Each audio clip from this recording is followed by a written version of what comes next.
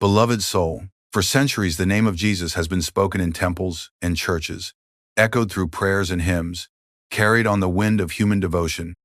Yet I tell you now with divine certainty, what many believe about Jesus is not the full truth of what he came to reveal. For 20 years, institutions have spoken in his name, but the heart of his message, pure, transformative, divine, has been veiled by layers of misunderstanding, altered to fit human dogma rather than divine realization. I come to you not to criticize, but to peel away those veils and invite you to see Jesus as he truly was, a radiant Son of God, a fully awakened yogi who walked this earth to guide every soul to the same inner realization he had attained. When he said, "The kingdom of God is within you," he was not offering metaphor. He was pointing to a living truth that resides in your very breath, in the stillness of your soul, waiting to be uncovered by divine communion. Understand this deeply. Jesus did not come to establish mere ritual or rigid institutions. He came to ignite the eternal flame of divine awareness within every being. He did not seek followers who would worship him from afar. He sought disciples who would awaken to their own oneness with God, who would rise into Christ consciousness and declare with him, "I and my Father are one." But as time passed, fear and power distorted this sacred message. The spiritual science that Jesus lived and taught, an inner path to direct God communion, was hidden, replaced by external rules and blind belief. The living Christ became a distant idol rather than a living presence in the soul.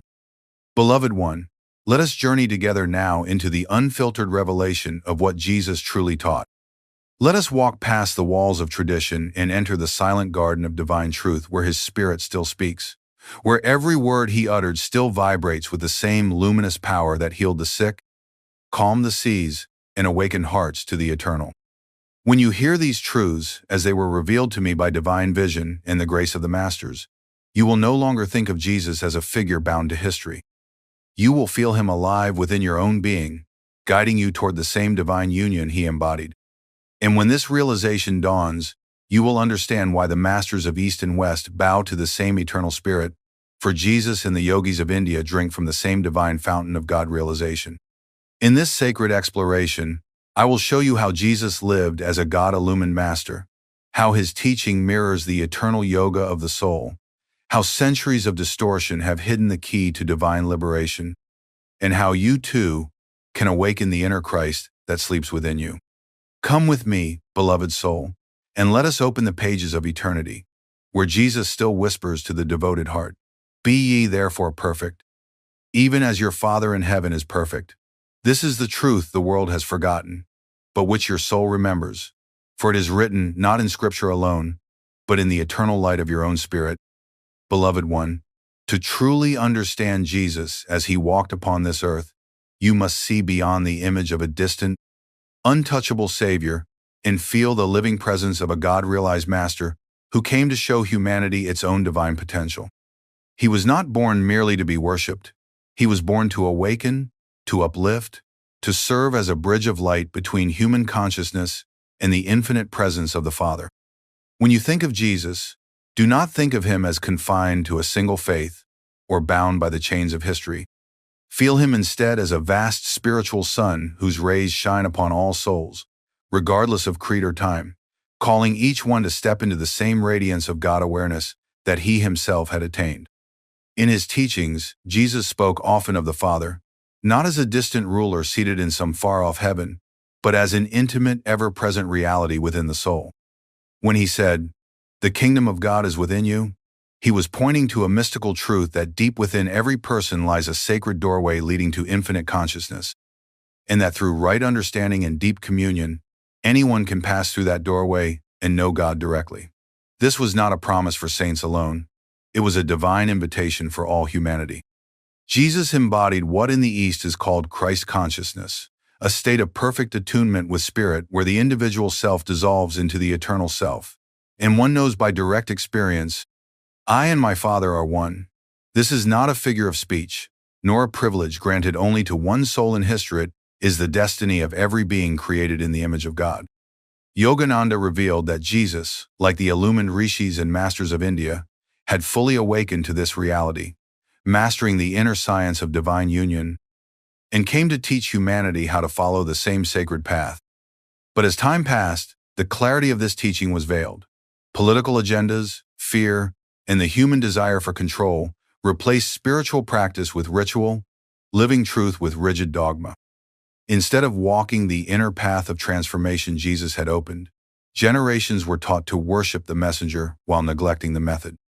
The world was told to believe in salvation rather than to experience it directly through communion with Spirit. Thus, the luminous lamp of Christ's true message was covered by centuries of fog, and what was meant to liberate humanity became a chain of misunderstanding. Beloved soul, let us peel away these coverings and rediscover the radiant heart of Jesus' teaching as it truly is. A call to divine realization, a spiritual science that unites prayer with meditation, love with wisdom, action with surrender, guiding every sincere seeker toward the same oneness with God that Jesus himself attained. When you hear these truths, let them not remain as words upon the air, let them stir something ancient and eternal within you, for your soul has walked with this truth before, and it longs now to awaken again. Beloved, let us now enter deeper into this revelation and see Jesus as a divine master whose mission was not to establish boundaries, but to dissolve them. His every word was a vibration of spirit, carrying within it not mere instruction but the living power to awaken slumbering souls. When he walked among fishermen and shepherds, he was not preaching an unreachable ideal, but calling forth the divine greatness already seated within their hearts. He would look into the eyes of the humble and the weary and say, "Ye are the light of the world," not as poetic comfort, but as a living recognition of their true nature, hidden beneath layers of ignorance and fear. This recognition is the essence of what Yogananda called Christ consciousness. Imagine, beloved, the ocean stretching endlessly in every direction, limitless, unfathomable, ever-present. Now imagine a single wave rising upon its surface, shining in the sunlight, appearing for a moment as a separate being. This is the human ego, the sense of individuality. But just as the wave is never truly separate from the ocean, you too are never separate from the infinite spirit. Christ consciousness is the awakening to this truth, the realization that the same divine ocean that animated Jesus also animates you. When Jesus withdrew into the wilderness for 40 days, when he spent nights in prayer upon lonely hillsides, he was communing directly with this infinite presence. He was practicing the same divine union that yogis have sought in the Himalayan caves for millennia, drawing the mind away from the distractions of the senses and uniting it with the eternal light within. This inner practice was not meant for him alone. Through his teachings, through the power of his presence, he planted seeds in every soul to inspire this same turning inward, this same divine communion. But as time passed, many began to see him not as a guide pointing to the inner kingdom, but as a unique miracle, an exception to human destiny. They worshiped the wave instead of merging with the ocean. And thus, the invitation to awaken, as he had awakened, was forgotten, replaced by doctrines that place salvation forever outside oneself. Yet the true words of Jesus remain, undimmed by centuries. Be ye therefore perfect, even as your Father in heaven is perfect. This is not commandment but prophesy, promise of what every soul can and must one day become. Beloved, Yogananda came to remind the world of this hidden teaching, that Jesus' life was a blueprint, not a spectacle. He came not to display powers beyond human reach, but to show what every child of God can accomplish when fully attuned to spirit. His healings, his miracles, his calm dominion over death itself were natural expressions of divine consciousness, powers latent in every soul awaiting only the stillness and surrender that awakens them. Jesus did not seek to be adored for eternity. He came to awaken gods out of mortals, to lift humanity from the dream of limitation into the living reality of the soul's eternal oneness with the Father. Beloved soul, when you understand this deeper vision of Jesus, you no longer see his words as distant echoes from history, but as a living call to rise into your own divine nature. His parables, often treated as moral lessons for outward behavior, are in truth mystical signposts pointing the seeker inward.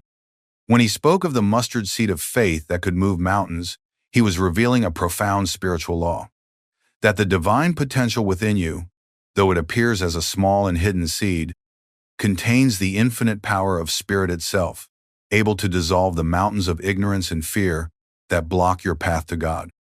When he spoke of the narrow gate and the straight path leading to life everlasting, he was not speaking of entering physical temples or adopting particular religious labels. He was describing the inner journey of meditation, where the restless currents of the senses and the storm of worldly desires are stilled, allowing the soul to enter through the narrow gate of divine perception into the vast and radiant kingdom of God consciousness. This is the same truth that yogis of India have taught for ages, that the way to spirit is not outwardly traveled but inwardly ascended, step by step along the subtle spine, until the soul reaches the highest center of divine vision and merges with eternal light. Beloved, even Jesus' miracles, which many have turned into legends of supernatural power, were never meant to be marvels to set him apart. They were demonstrations of natural, spiritual laws accessible to every awakened soul. When he healed the sick, calmed storms, or raised the dead, he did so not through personal magic but through his oneness with the Father, the infinite intelligence that animates and harmonizes all creation. What he could do, every soul can one day do, for he himself declared, "The works that I do shall ye do also, and greater works than these shall ye do, because I go unto my Father." Do you see, beloved?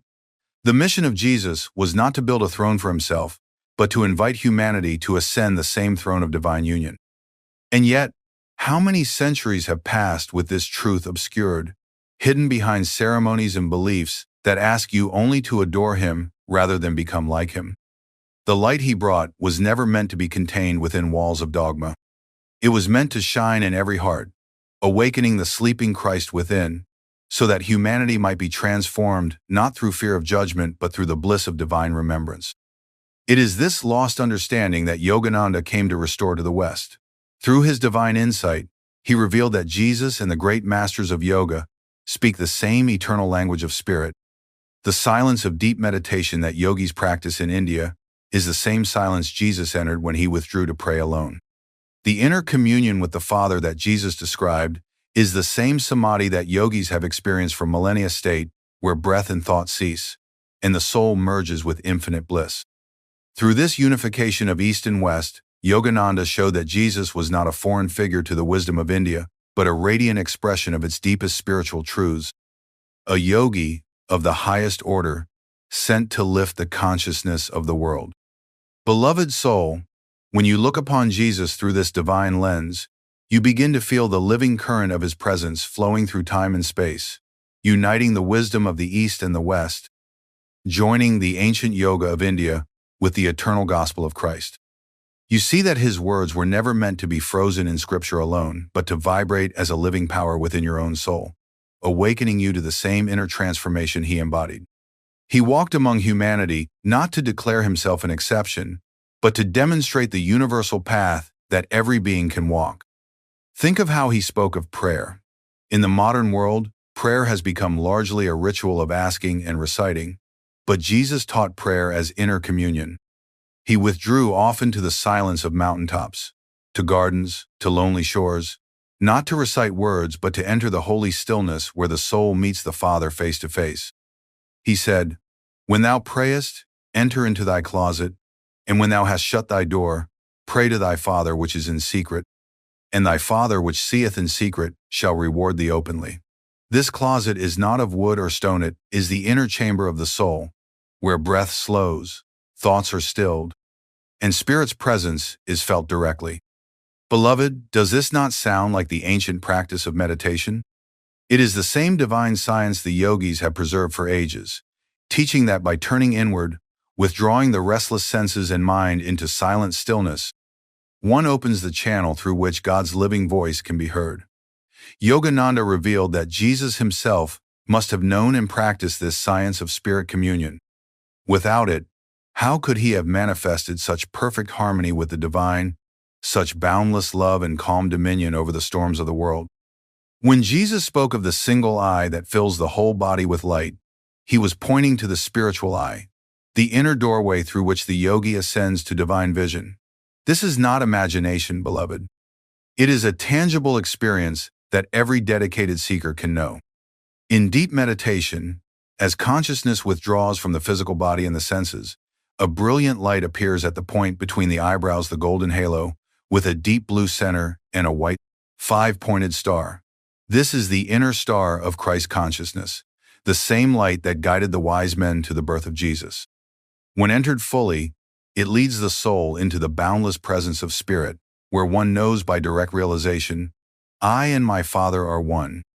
This, beloved, is the true teaching Jesus came to deliver, not merely that salvation comes by believing in his name, but that by walking the inner path of self-purification, love, stillness, and divine communion, every soul can awaken to the same Christ consciousness that made him one with God. And this is why Yogananda proclaimed that Jesus belongs not to one religion alone, but to the entire world, for the truth he revealed transcends all boundaries. It is the eternal truth of the soul's oneness with Spirit, a truth that has been echoed by every enlightened master throughout time. Beloved, as this realization unfolds in your heart, you begin to see that the story of Jesus is not merely a chronicle of miracles performed long ago. It is a mirror reflecting your own highest destiny. The love he carried, the wisdom that shone through his eyes, the power to heal and to uplift, all these were not gifts given to one man alone, but divine qualities latent in every child of God. His life was a sacred demonstration, a radiant promise that you, too, can rise from the slumber of delusion and awaken to the boundless joy and light of spirit. When he spoke of the resurrection, he was not speaking only of his body rising from the tomb, but of the resurrection of consciousness, that each soul must one day experience the lifting of awareness from the darkness of ego and material bondage into the radiant freedom of divine realization. This is why he declared, "Except a man be born again, he cannot see the kingdom of God." To be born again is to awaken from mortal identification, to shed the chains of karma and ignorance, and to remember that you are an immortal spark of the infinite. This rebirth does not wait for death or some distant heaven. It is attained here and now through inner communion with God. Yogananda revealed that Jesus' entire mission was to guide souls to this inner rebirth, to show them the way to ascend spiritually, as he had done. In India, the science of this ascent is called Kriya Yoga, sacred technique handed down by enlightened masters to accelerate the evolution of the soul. Through breath and life force control, through the stilling of restless thoughts and the awakening of the divine energy in the spine, the seeker climbs step by step toward the inner light of spirit. Yogananda taught that this science is the same universal path Jesus himself practiced and imparted to his closest disciples.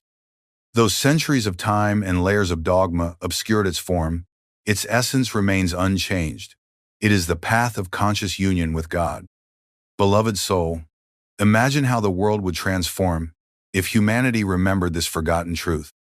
If every prayer turned inward toward stillness, if every act of worship became a practice of awakening the inner Christ, if love for God burned brighter than fear of judgment, then churches would become living temples of divine experience. Nations would no longer war in the name of religion, for all would recognize that the same Spirit breathes through every faith, every soul. Jesus did not come to divide but to unite humanity in the universal family of God, to teach that there is but one Father and that every being is a radiant child of that infinite love. This is the unfiltered revelation of Jesus' teaching, a truth as alive today as when it flowed from his lips by the Sea of Galilee. Yogananda brought this message to the modern world, not as theory or speculation, but as direct experience bestowed upon him by divine communion and the living guidance of the Masters. And now, beloved, it is offered to you. When you close your eyes in stillness, lift your gaze to the inner light, and call upon God with love and unwavering faith, you will feel the same presence that moved through Jesus' every breath. You will know that the Christ he embodied is not distant or exclusive, but the eternal reality of your own soul, waiting to awaken and shine forth as the divine image in which you were made. Beloved soul, to truly live in this awakening, you must begin where Jesus began, in the silence of inner communion. The world will tell you that prayer is words spoken outwardly, that devotion is measured by recitation or public display, but Jesus himself taught otherwise. He entered deserts, mountains, and gardens alone, far from the noise of the crowd, to commune with the Father in the secret chamber of the soul. He did not seek applause or ritualistic grandeur. He sought the stillness where spirit speaks without sound and guides without speech. When you meditate, when you sit in silent reverence, you are walking in the footsteps of Jesus. The restless mind begins to calm, the chattering of thoughts fades, and the divine whisper of the infinite is heard more clearly than the loudest voice of this world. In that sacred stillness, the presence of God becomes tangible, flowing through your being like a river of light. This was the source of Jesus' power, not worldly influence or human intellect, but direct communion with the boundless spirit that moves suns and stars and breathes life into every atom of creation. And what was his message after experiencing this divine union? He said, "All things whatsoever ye shall ask in prayer, believing ye shall receive." This was not a promise to fulfill worldly whims, but an assurance that when you attune your consciousness to spirit, when you believe not with the mind but with the soul's knowing, divine wisdom flows through you, guiding your every step. This is why Jesus could heal the sick, calm storms, and radiate peace even in the midst of turmoil, because his consciousness was anchored in God's unshakable presence. Yogananda revealed that this anchoring is the very essence of true meditation. It is not mere relaxation or silent sitting. It is an active process of uniting the soul with its source. As you lift your awareness up the spine toward the divine light of the spiritual eye, as you withdraw the wandering currents of energy from the senses and center them in divine stillness, you begin to feel the same inner Christ that guided Jesus. It is not imagination. It is a living transformation of consciousness that dissolves fear, ego, and ignorance, replacing them with wisdom, love, and divine joy that no earthly power can take away. Beloved, the time has come for you to reclaim this hidden heritage. The same Christ consciousness that lived in Jesus is not far from you, is the deepest truth of your being. When you meditate with devotion, when you love God with every breath, when you surrender your little self into the vast ocean of spirit, you too can declare, "Not I, but Christ within me." This is not blasphemy, but the highest fulfillment of Jesus' mission, for he came not to be worshipped as unreachable, but to awaken gods out of mortals, to show that the Father's house has many mansions, and that each soul has a place in its eternal light. Beloved soul, as you allow this realization to deepen within you, you begin to sense that the teachings of Jesus are not bound to Scripture alone, but vibrate through the very currents of life itself. Every breath you take is a whisper of spirit, every beat of your heart an echo of divine love calling you home. This is why Jesus often spoke not in abstract theology, but in simple, living images: vines and branches, seeds and soil, shepherds and sheep. These were not just lessons for farmers and fishermen. They were revelations of the intimate bond between the soul and its creator, showing that divine truth is woven into every fiber of existence. He taught that you are not merely flesh and bone, subject to the whims of fate. You are a branch on the eternal vine of spirit, and when you abide in that vine, when you remain rooted in divine consciousness, life flows through you as naturally as sap through the stem, bearing fruits of love, wisdom, and inner strength. When you forget this connection and wander into the wilderness of ego and material desire, you feel withered, lost, and powerless. Yet the vine never rejects you. It waits patiently for your return, ready to infuse your being with the living presence of God. This living presence is what Yogananda described as the ever-conscious, ever-blissful Christ consciousness. It is not limited by geography or time.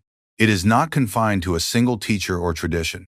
It is the universal light that shone through Jesus' eyes, the same light that illumined the sages of the East, and the same light that now seeks to awaken in you.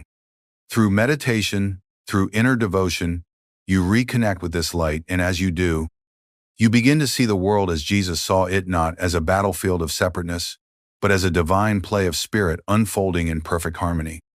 When this vision dawns, miracles cease to be extraordinary events reserved for saints and prophets. They become the natural expression of a soul aligned with divine law. Healing flows through your touch, peace radiates from your presence, wisdom guides your speech, not because you strive to be miraculous, but because you have remembered your true nature as a child of God. This is why Jesus said, "Ye are gods," not as flattery or metaphor, but as an eternal truth obscured by lifetimes of delusion. Beloved, as you walk this path of inner awakening, do not think that you are leaving behind the teachings of Jesus.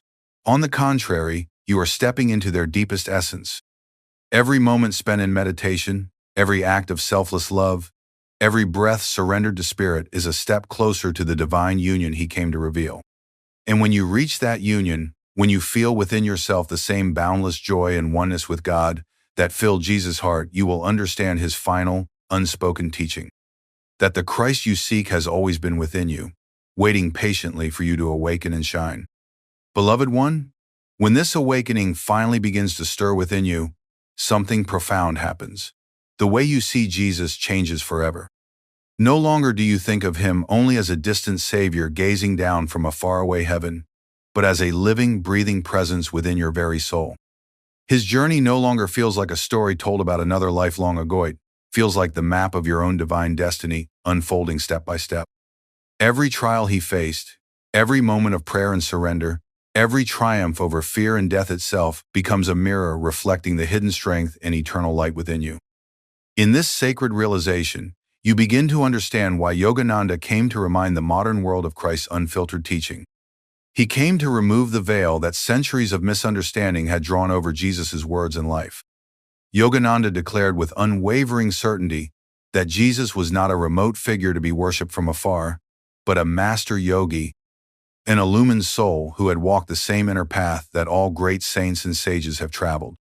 This truth has the power to unite the wisdom of East and West, to heal the divisions that have separated faiths and nations, and to reveal that there is only one eternal science of the Sula divine pathway that leads every seeker to conscious oneness with God. When you embrace this truth, fear dissolves. The fear of judgment, the fear of unworthiness, the fear of never being able to truly know God, all these illusions fall away like shadows before the rising sun of spiritual understanding. Jesus never taught that the kingdom of heaven is an unattainable reward for the few. He proclaimed it as the birthright of every soul, hidden not in the clouds above, but in the quiet chamber of the Spirit within. And so, beloved, the invitation is laid before you now, just as Jesus laid it before His disciples 2,000 years ago, to step away from the clamor of worldly distractions, to silence the restless winds of thought and desire, and to journey inward to meet the eternal Father face to face. Through meditation, through devotion, through the steady purification of heart and mind, you will find that what you once sought as distant and unimaginable is nearer than your breath, closer than your heartbeat. When at last you touch this infinite presence, when you feel the unbroken peace, the radiant joy, the vast and tender love of God flowing through your being, you will understand what Jesus meant when He said, "The Father and I are one." In that sublime moment, you will not feel yourself as a frail and limited creature, stumbling through a hostile world. You will know yourself as an immortal spark of the divine, embraced eternally by the same Spirit that guided and glorified Jesus. This is not theory or metaphor, it is the living truth of your own soul waiting to be revealed. The sacred promise whispered across time by masters of every age. Beloved soul, when this sacred promise begins to awaken within you, your entire relationship with life itself is transformed. No longer do you wander aimlessly, seeking fulfillment in fleeting pleasures or clinging to temporary securities. Instead, you begin to walk with the quiet confidence of one who has glimpsed eternity, who knows that behind every passing joy and sorrow shines the unchanging presence of God. This is the divine vision Jesus carried within Him every moment of His earthly journey, and it is the vision He longed to ignite in every heart He touched. Yogananda revealed that this awakening is not a matter of blind belief or outer ritual, it is a living science of spiritual realization that anyone, regardless of background or creed, can learn and experience. Just as a scientist studies the laws of nature and discovers truths that were always there, so too can the seeker study and practice the inner laws of spirit to discover the boundless light and bliss that has always been the soul's true nature. Meditation is the key that unlocks this inner world. Through meditation, you begin to still the restless waves of thought that keep your consciousness trapped in the narrow confines of ego. As the mind quiets, you feel your awareness expanding beyond the body, beyond the ever-changing play of emotions, into a realm of profound peace and luminous clarity. This is where you encounter what Jesus called the Father pure, infinite spirit, radiant with love, alive with wisdom, free from all limitations of matter and time. And in that sacred communion, something wondrous occurs. The heavy burdens of guilt and fear begin to melt away. The old wounds of the past lose their grip. You no longer feel alone in your struggles, for you sense a guiding hand gently leading you through life's complexities. Divine intuition awakens, whispering solutions to problems that once seemed insurmountable. A deep, unshakable joy wells up within you, not dependent on outer circumstances, but flowing directly from the inexhaustible spring of spirit. This is the hidden power of Jesus' teaching, a power that Yogananda came to restore to a world that had forgotten its own divine heritage. Jesus did not come to teach resignation to suffering or subservience to dogma. He came to show you how to claim your birthright as a conscious, radiant child of God. When he said, "The kingdom of heaven is within you," he meant that heaven is not a distant reward but a living reality accessible through inner awakening, through the divine practices that quiet the mind and open the soul to its own infinite light. Beloved, as you walk this path of spiritual awakening, as you practice stillness and communion with the eternal, you too will feel what Jesus felt: the embrace of the infinite, the certainty of divine protection, and the boundless joy of knowing that your soul has never been separate from its source. This is the revelation that unites East and West, past and present, master and disciple. It is the timeless truth that dissolves all barriers and declares with unshakable certainty, you are, and always have been, one with God. Beloved one, as this realization grows deeper, you begin to understand why Jesus spoke with such divine authority and unshakable peace in the face of trials that would have broken ordinary men. When accused, he did not crumble in fear. When betrayed, he did not respond with hatred. When crucified, he did not cry out in despair but lifted his gaze heavenward and whispered words of forgiveness. These were not the acts of a man alone, they were the natural expressions of a soul fully united with spirit, a consciousness that knew without doubt that no worldly suffering could touch the eternal light within. This is the transformation Yogananda longed to awaken in every seeker.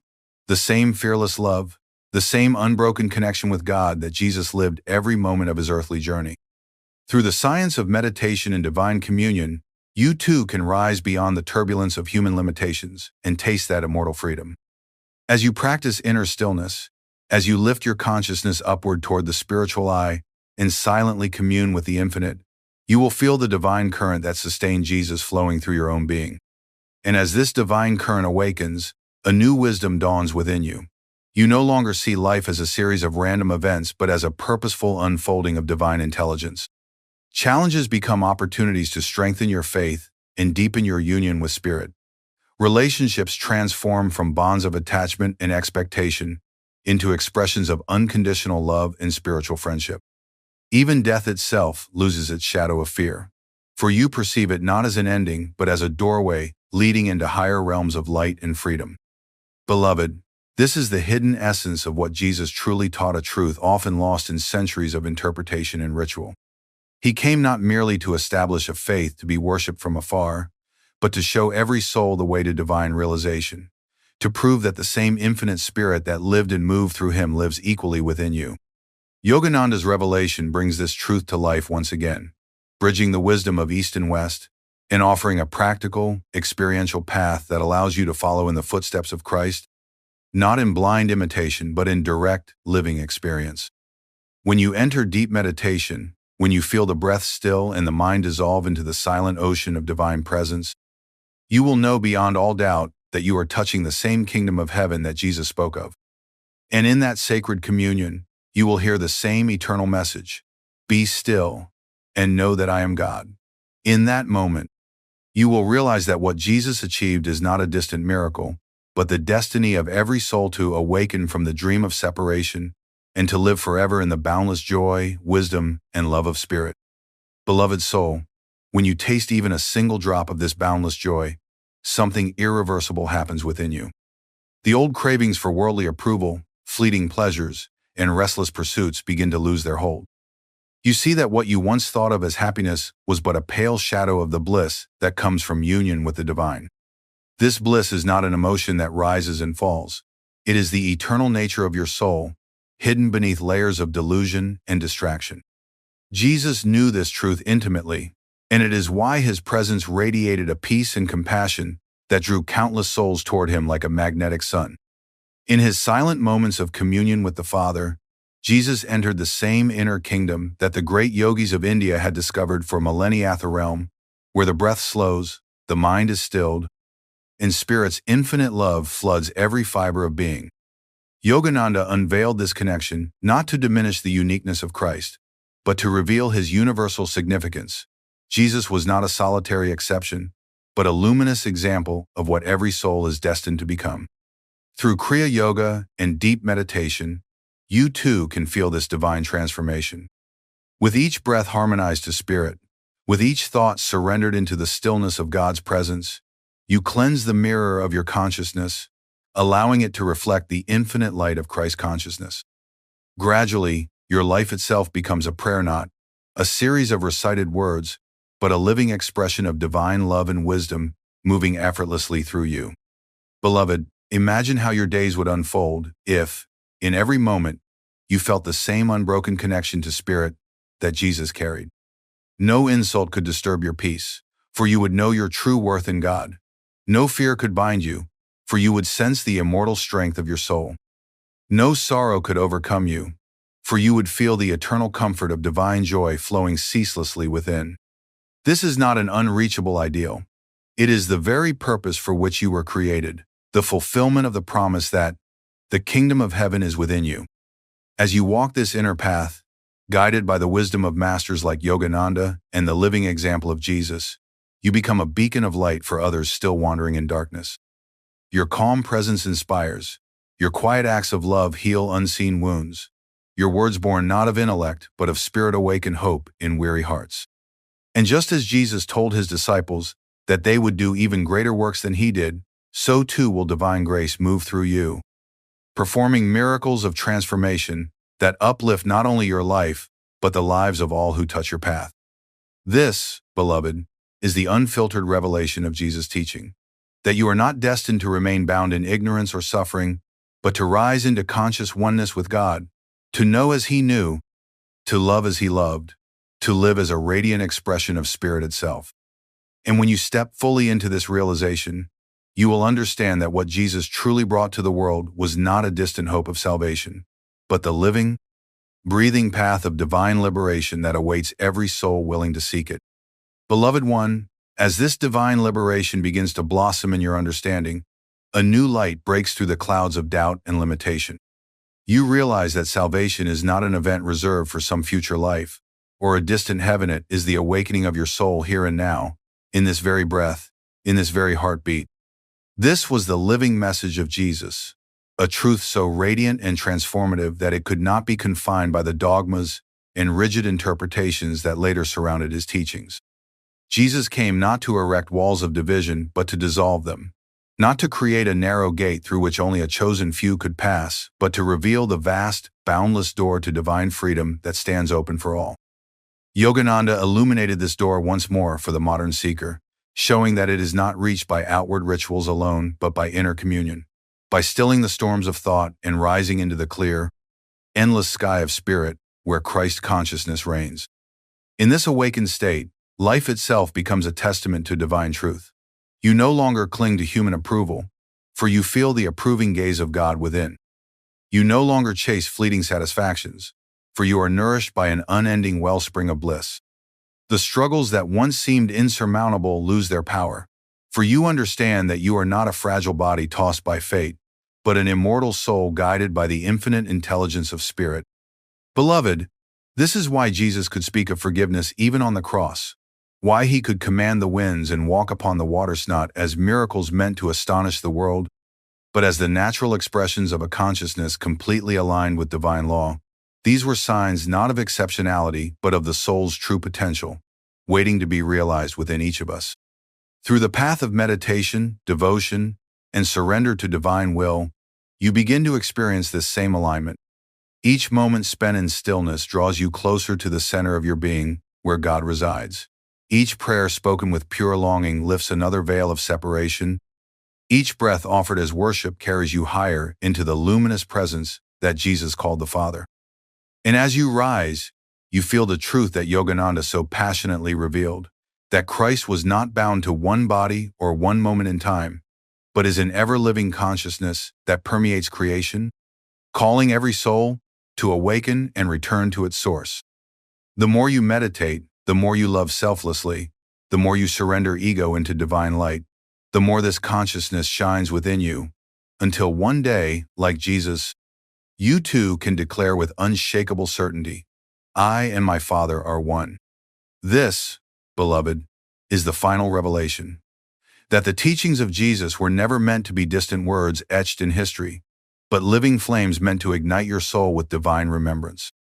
And when that flame is kindled, when the Christ light burns brightly within, you will know without question that you were never separate, never lost, never forsaken. You have always been, and will forever be, one with the infinite spirit that Jesus came to reveal. Beloved soul, as you let this flame of divine remembrance burn ever brighter within, you begin to perceive life itself as a sacred pilgrimage.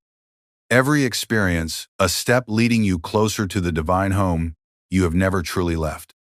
Jesus walked this same pilgrimage, not as an unattainable deity removed from human struggle, but as a guide showing each soul that the path to God is not barred by suffering or failure. Instead, these trials are transformed into stepping stones when met with faith and inner communion. Yogananda taught that Jesus' greatest miracle was not healing the sick or calming the storm, but awakening souls to their own divine nature.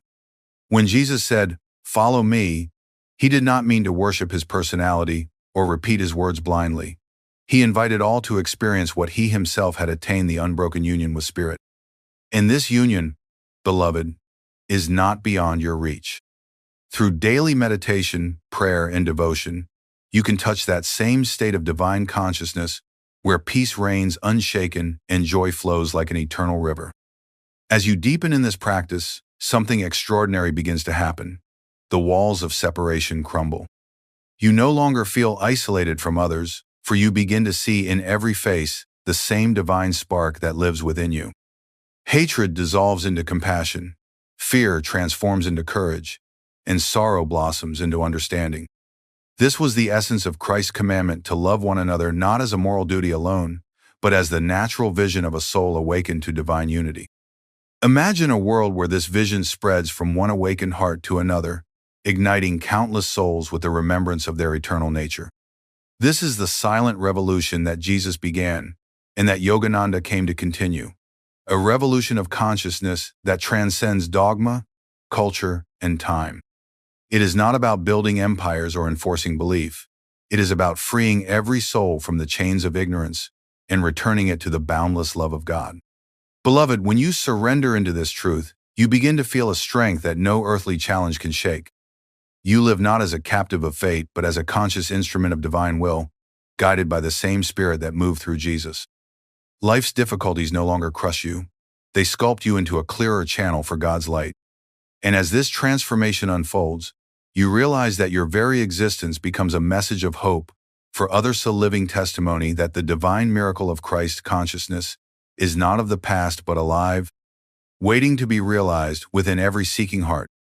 This is the hidden teaching that unites all wisdom traditions, the essence of every scripture, the purpose of every true master's life, to awaken you to your own eternal divinity. When you meditate and lift your gaze to the spiritual eye, when you call on the name of God with unwavering love, when you dedicate each breath to Spirit, you join this timeless journey of awakening. And as you walk this path with sincerity and courage, you will one day find yourself standing where Jesus stood, beholding the infinite and knowing without doubt, I am a child of the divine. The Father and I are eternally one. Beloved one, as this realization dawns more fully, you begin to understand that every moment of your life is an opportunity to enter this divine union. It is not something to be postponed for a distant future or reserved for saints alone. It is the living purpose of your existence now. When you rise in the morning, the breath you draw can become a silent prayer. When you walk among others, each step can become a rhythm of divine remembrance. When challenges arise, they can be seen not as obstacles, but as invitations to anchor yourself even more deeply in Spirit's unshakable peace. This was the silent message Jesus carried through his every word and action. Even when misunderstood, betrayed, and ultimately crucified, his spirit remained rooted in divine truth. He did not resist his destiny with bitterness, nor did he seek escape from suffering in fear or denial. Instead, He offered every moment joy and pain alike into the hands of the infinite Father. This act of perfect surrender was not defeat but ultimate victory, for through it he demonstrated that nothing, not persecution, not death itself, could sever the eternal bond between the soul and God. Yogananda illuminated this truth for modern seekers, teaching that you too can reach this state of fearless surrender. Through meditation, through inward prayer, through selfless service, the grip of ego gradually loosens. You begin to sense a divine presence moving quietly through your thoughts, guiding your actions with wisdom far beyond human reasoning. This presence brings an inner security that no wealth or worldly power could ever offer. It is the unshakable knowing that you are carried by divine love, watched over by Spirit's infinite care, and that your destiny is not bound to fleeting circumstances, but anchored in eternal freedom. Beloved, when this divine presence becomes your constant companion, life transforms. The noise of restless desires fades into silence. The shadows of fear and doubt vanish in the radiant light of soul consciousness. Even your understanding of relationships shifts profoundly. You no longer seek love to fill a void within, for you discover an inexhaustible wellspring of love flowing from your own soul. This divine love pours effortlessly into every interaction, blessing others not as a duty but as a natural expression of your true self. And as this love expands, you begin to see why Jesus spoke of the kingdom of heaven as being within. It is not a place to be entered after death, nor a reward granted by external authority. It is the awakened state of being, where the soul recognizes its oneness with God. This is why he said that even a mustard seed of faith can move mountains. For when faith is rooted in divine realization, the seeming limits of the world dissolve in the boundless power of Spirit. This is the path Yogananda urged every soul to walk, not through blind obedience to tradition, but through personal, direct experience of God. When you close your eyes in meditation and feel the gentle hum of life force ascending your spine, when you sense the inner light shining at the spiritual eye, when waves of uncaused joy flood your heart, you begin to understand the very consciousness that guided Jesus. And as you nurture this divine connection day by day, breath by breath, you step into the same realization he carried, that you are not a seeker chasing distant truth, but an eternal child of God, awakening to the truth you have always been. Beloved soul, when you truly awaken to this realization, you no longer walk this world as a beggar searching for crumbs of fleeting happiness. You begin to move as one who has discovered an inexhaustible treasure within, a joy that no sorrow can diminish, a strength that no trial can overcome, a love that no darkness can obscure. This is the inner kingdom Jesus invited you to enter, not through outer rites alone, but through the transformation of consciousness, through the quiet turning inward where Spirit whispers eternal truths. This transformation does not happen in a single moment of inspiration. It unfolds like a sunrise, gradually illuminating every corner of your being. Meditation becomes the sacred dawn of this awakening. Each time you sit in stillness, lifting your gaze to the spiritual eye and drawing your restless mind into divine calm, you are peeling away the layers of delusion that have obscured your soul's radiant nature. At first, it may feel like a faint glow, a quiet peace that touches you briefly before worldly thoughts pull you away. But with devotion and steady practice, that glow grows into a blazing sun of divine presence that shines unbroken within you. As this light expands, you begin to sense the divine guidance that directed Jesus' every step. Decisions that once brought confusion now unfold naturally in the calm knowing of intuition. Situations that once filled you with fear are met with unshakable courage, for you feel the infinite walking beside you. Even the challenges and injustices of life are seen with new eyes, not as cruel punishments or meaningless chaos, but as threads in a greater tapestry of spiritual evolution, each woven by divine wisdom to lead you higher. In this awakened state, beloved, you come to understand that salvation was never meant to be a distant promise given by another, but a living experience of oneness with Spirit here and now. Jesus did not come to create division between those deemed saved and those deemed lost. He came to show every soul that the spark of divinity is already burning within, needing only to be fanned into a living flame through communion with God. When he said, "The Father and I are one," it was not to set himself apart, but to awaken you to your own destiny, that you too are meant to feel this union, to live in this divine truth. and to radiate its transforming light to others. Through the guidance of masters like Yogananda, this path is made clear once more. The practices of meditation and Kriya Yoga open the very doorways of consciousness that Jesus himself walked through, leading you beyond the restless waves of thought into the silent depths of spirit where all souls meet as children of one eternal light. And as you walk this sacred path, the veil of separation that has clouded human understanding for centuries begins to dissolve, revealing a truth as simple as it is profound. You have never been apart from God. You have only forgotten. Beloved, take this moment to let your heart remember. Breathe softly and feel that quiet presence surrounding you even now. Imagine a light, vast and radiant, descending into your being, filling every thought, every feeling, every breath with divine assurance. In this stillness, hear the timeless invitation echoing from the lips of Christ and whispered again through Yogananda, "Come unto me. Awaken to the Father's love. Realize that you and I and all beings are forever one in God." Beloved one, as you allow these words to sink deeper than thought, a profound shift begins within you. The boundaries that once seemed to separate you from the divine, from Jesus, from the eternal masters who walk before you, slowly fade like mist under the morning sun. You begin to understand that spiritual realization is not about climbing toward a distant heaven, but about removing the veils that hide the heaven already present in your soul. When Jesus withdrew into the wilderness for 40 days, it was not to escape the world, but to quiet every wave of human restlessness until only the voice of the Father remained. Yogananda explained that true meditation is this same wilderness of stillness, not an emptiness, but a vast, living presence where divine wisdom and unconditional love flow ceaselessly. Each moment of silence you create in meditation is a step into this wilderness, a step toward hearing the voice of Spirit guiding you just as it guided the great masters. As this inner communion deepens, your consciousness begins to rise above the noise of worldly illusions. The fears that once clung to your heart dissolve in the calm, knowing that you are more than this body, more than the fleeting drama of life. Desires that once consumed your energy lose their power, because you have tasted a joy that far surpasses anything material existence could offer. This is the hidden power of Christ's message, that divine bliss is not reserved for an afterlife but is available now, waiting to be discovered through the awakening of the soul.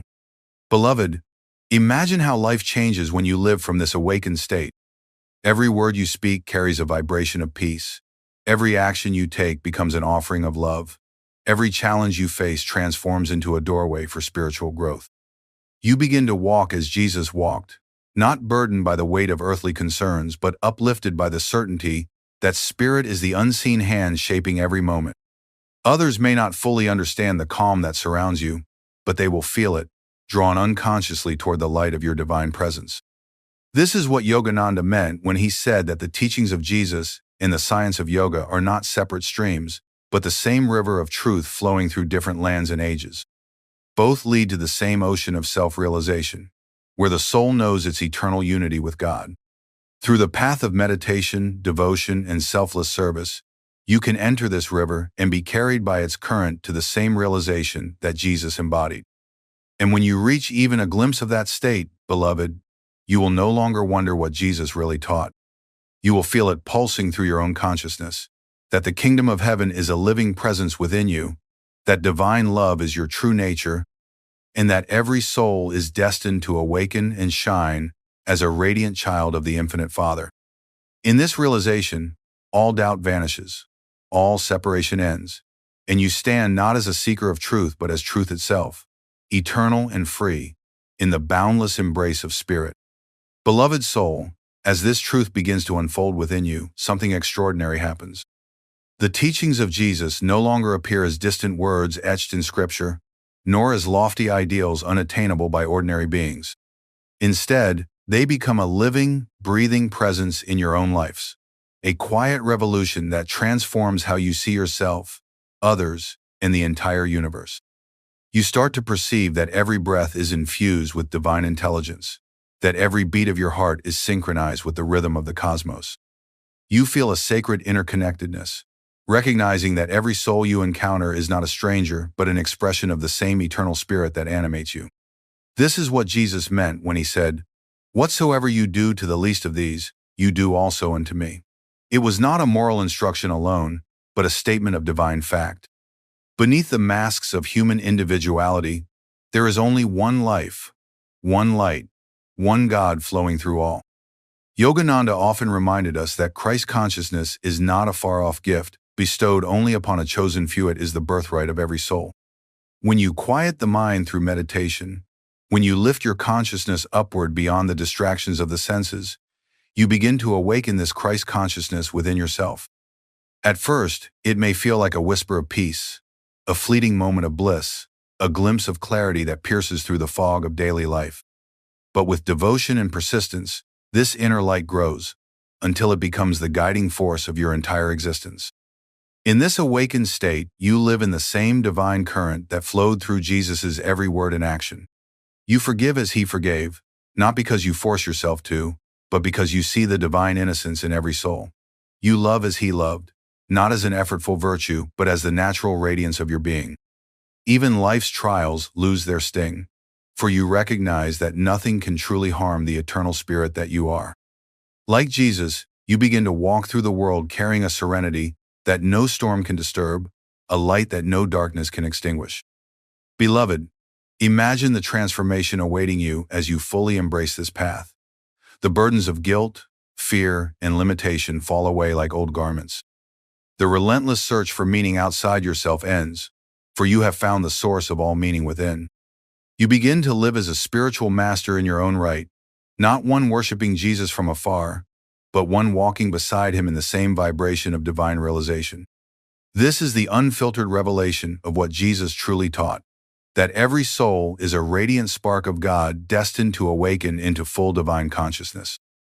And Yogananda came to remind us of this eternal truth, offering the ancient tools of meditation and self-realization that allow you to experience it directly.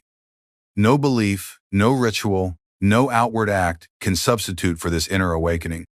When you step onto this path sincerely, when you open your heart completely to God's presence, you begin to taste for yourself the living freedom that Jesus promised, and you know without doubt that you and the Father are, and have always been, one.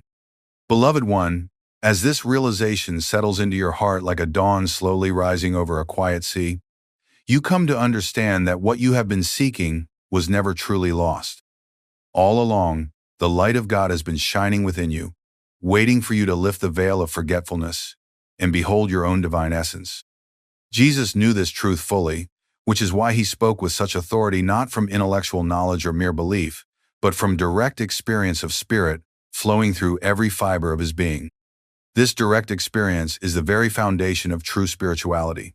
Yogananda came to remind the modern world that faith alone, without inner realization, is like a seed that has never been planted.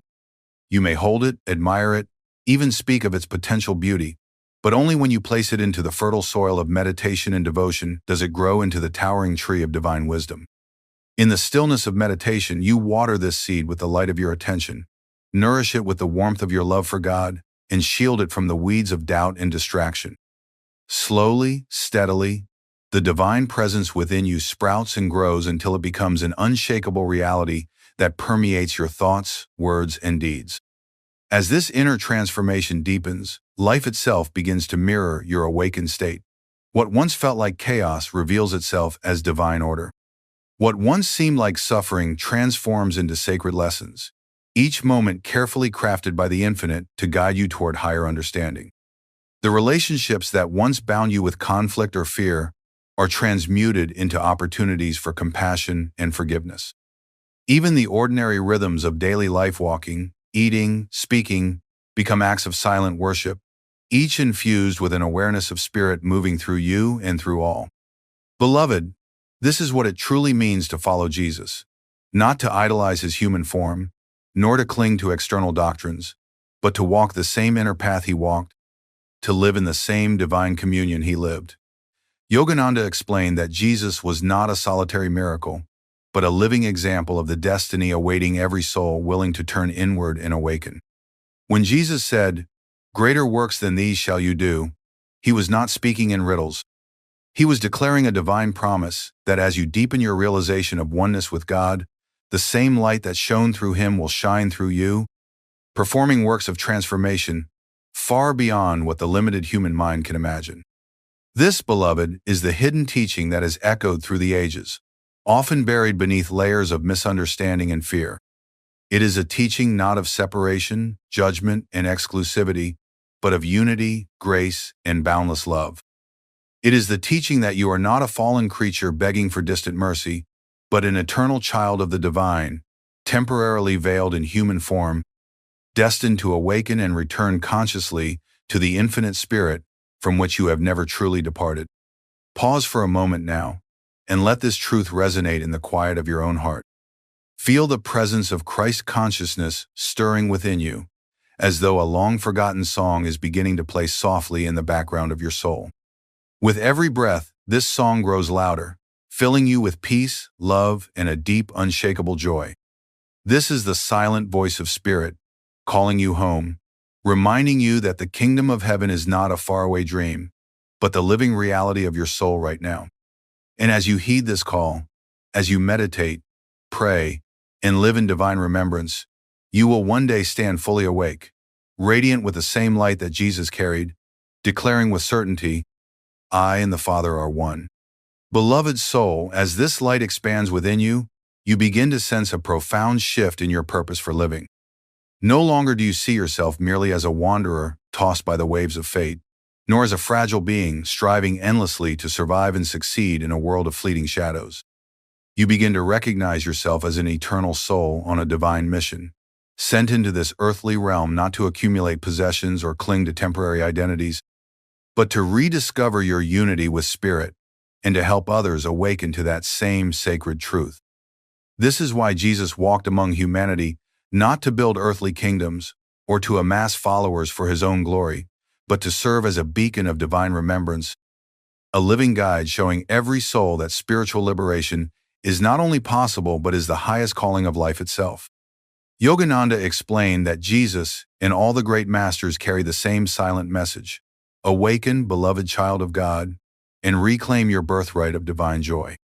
The trials and triumphs of this world are but lessons in the cosmic school, each experience designed to draw you closer to the realization that only God is real, and only God's love can fulfill the longing of the heart. Through meditation and inner communion, you begin to experience this truth firsthand. As you close your eyes and lift your gaze to the spiritual eye, feeling the breath flow in gentle rhythm, the restless noise of the mind begins to subside. The worries that once weighed so heavily upon you loosen their grip, like autumn leaves falling silently to the ground. In their place arises a stillness so profound that you feel as though you are sinking into the very heart of eternity. Within that silence, a presence stirs a warm, radiant awareness that is not separate from you but is your very essence. It is this presence that Jesus spoke of when he said, "The kingdom of God is within you." Beloved, imagine the transformation of life when you live anchored in this inner kingdom. No storm of circumstance can uproot your peace.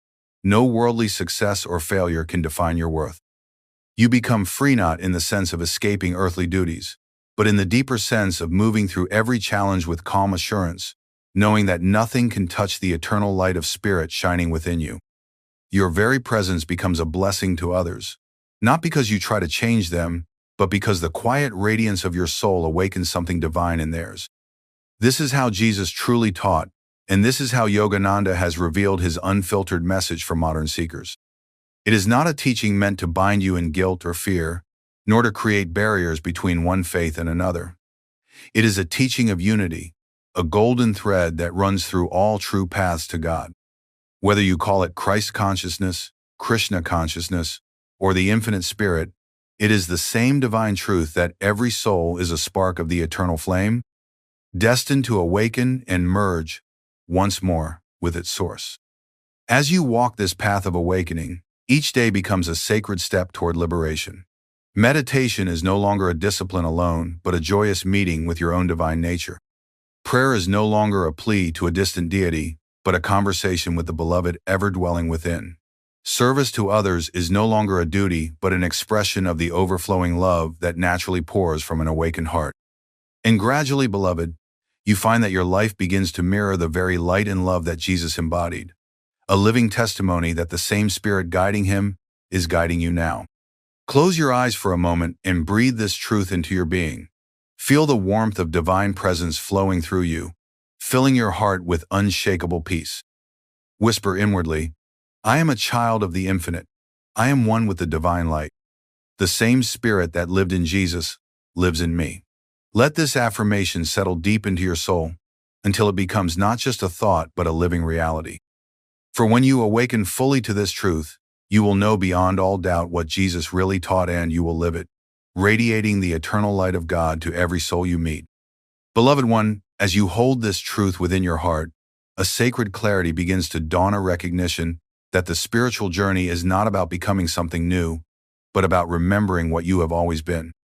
Jesus walked this earth to remind humanity of this divine inheritance, to show by his life and words that the soul is already perfect, already whole, already one with the infinite. Yet, through the ages, this luminous message has often been obscured by layers of doctrine, fear, and misunderstanding, leaving seekers feeling unworthy or separated from the very source they long to know.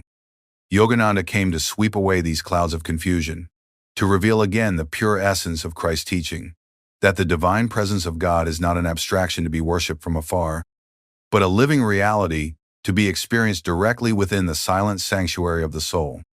Through the science of meditation, he offered a method by which every seeker can taste the same communion with Spirit that Jesus himself embodied.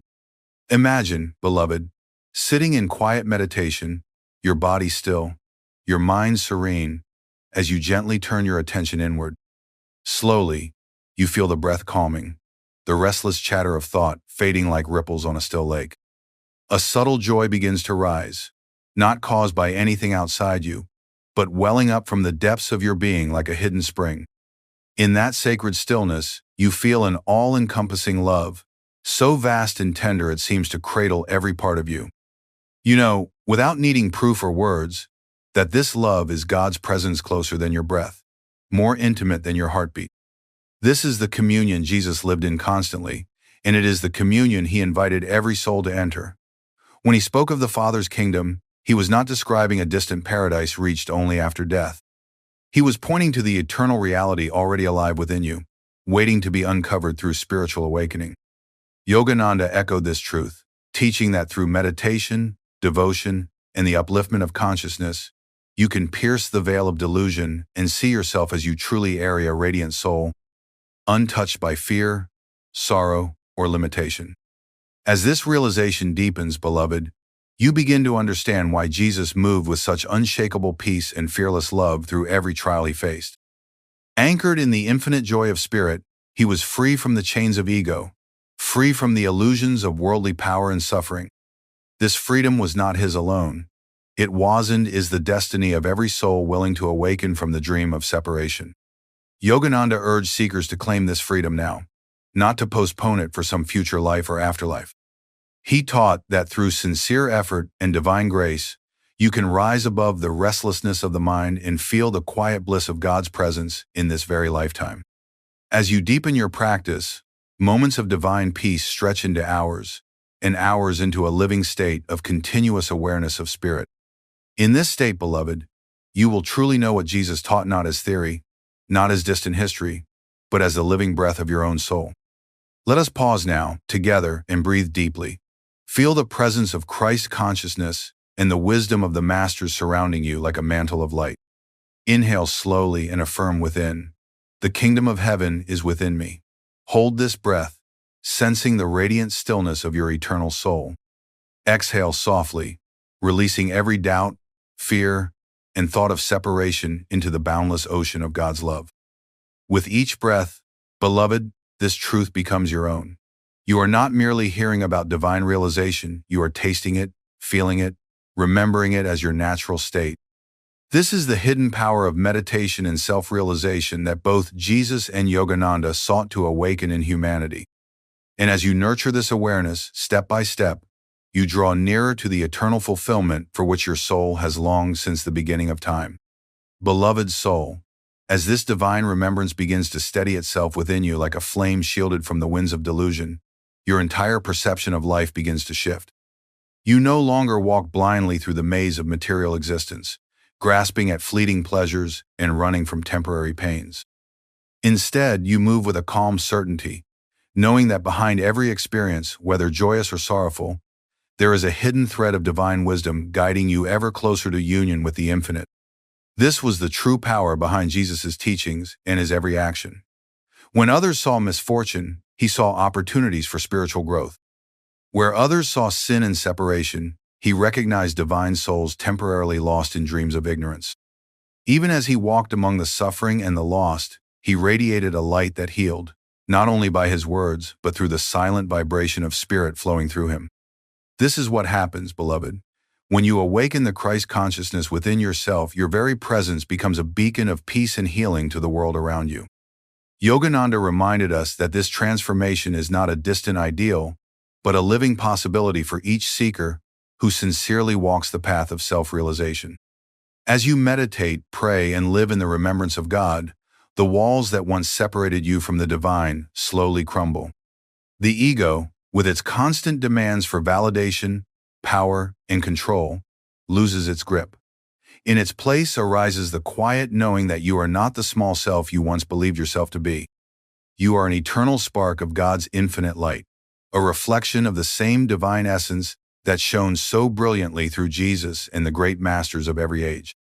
As this awareness blossoms, beloved, you begin to feel divine guidance flowing naturally in your life. Choices that once felt confusing become clear. For intuition, the voice of your soul now speaks more strongly than the restless chatter of the mind. Relationships shift from bonds of need and fear to sacred opportunities for growth and love. Even the trials and tribulations of life are no longer seen as punishments or random misfortunes, but as necessary steps in the great journey of awakening. In this state of spiritual clarity, prayer itself transforms. It is no longer a pleading with a distant God, but a communion with the beloved who has been walking beside you in silence all along. Your words become fewer, your longing deeper, until even words fall away, and you simply rest in the quiet presence of Spirit.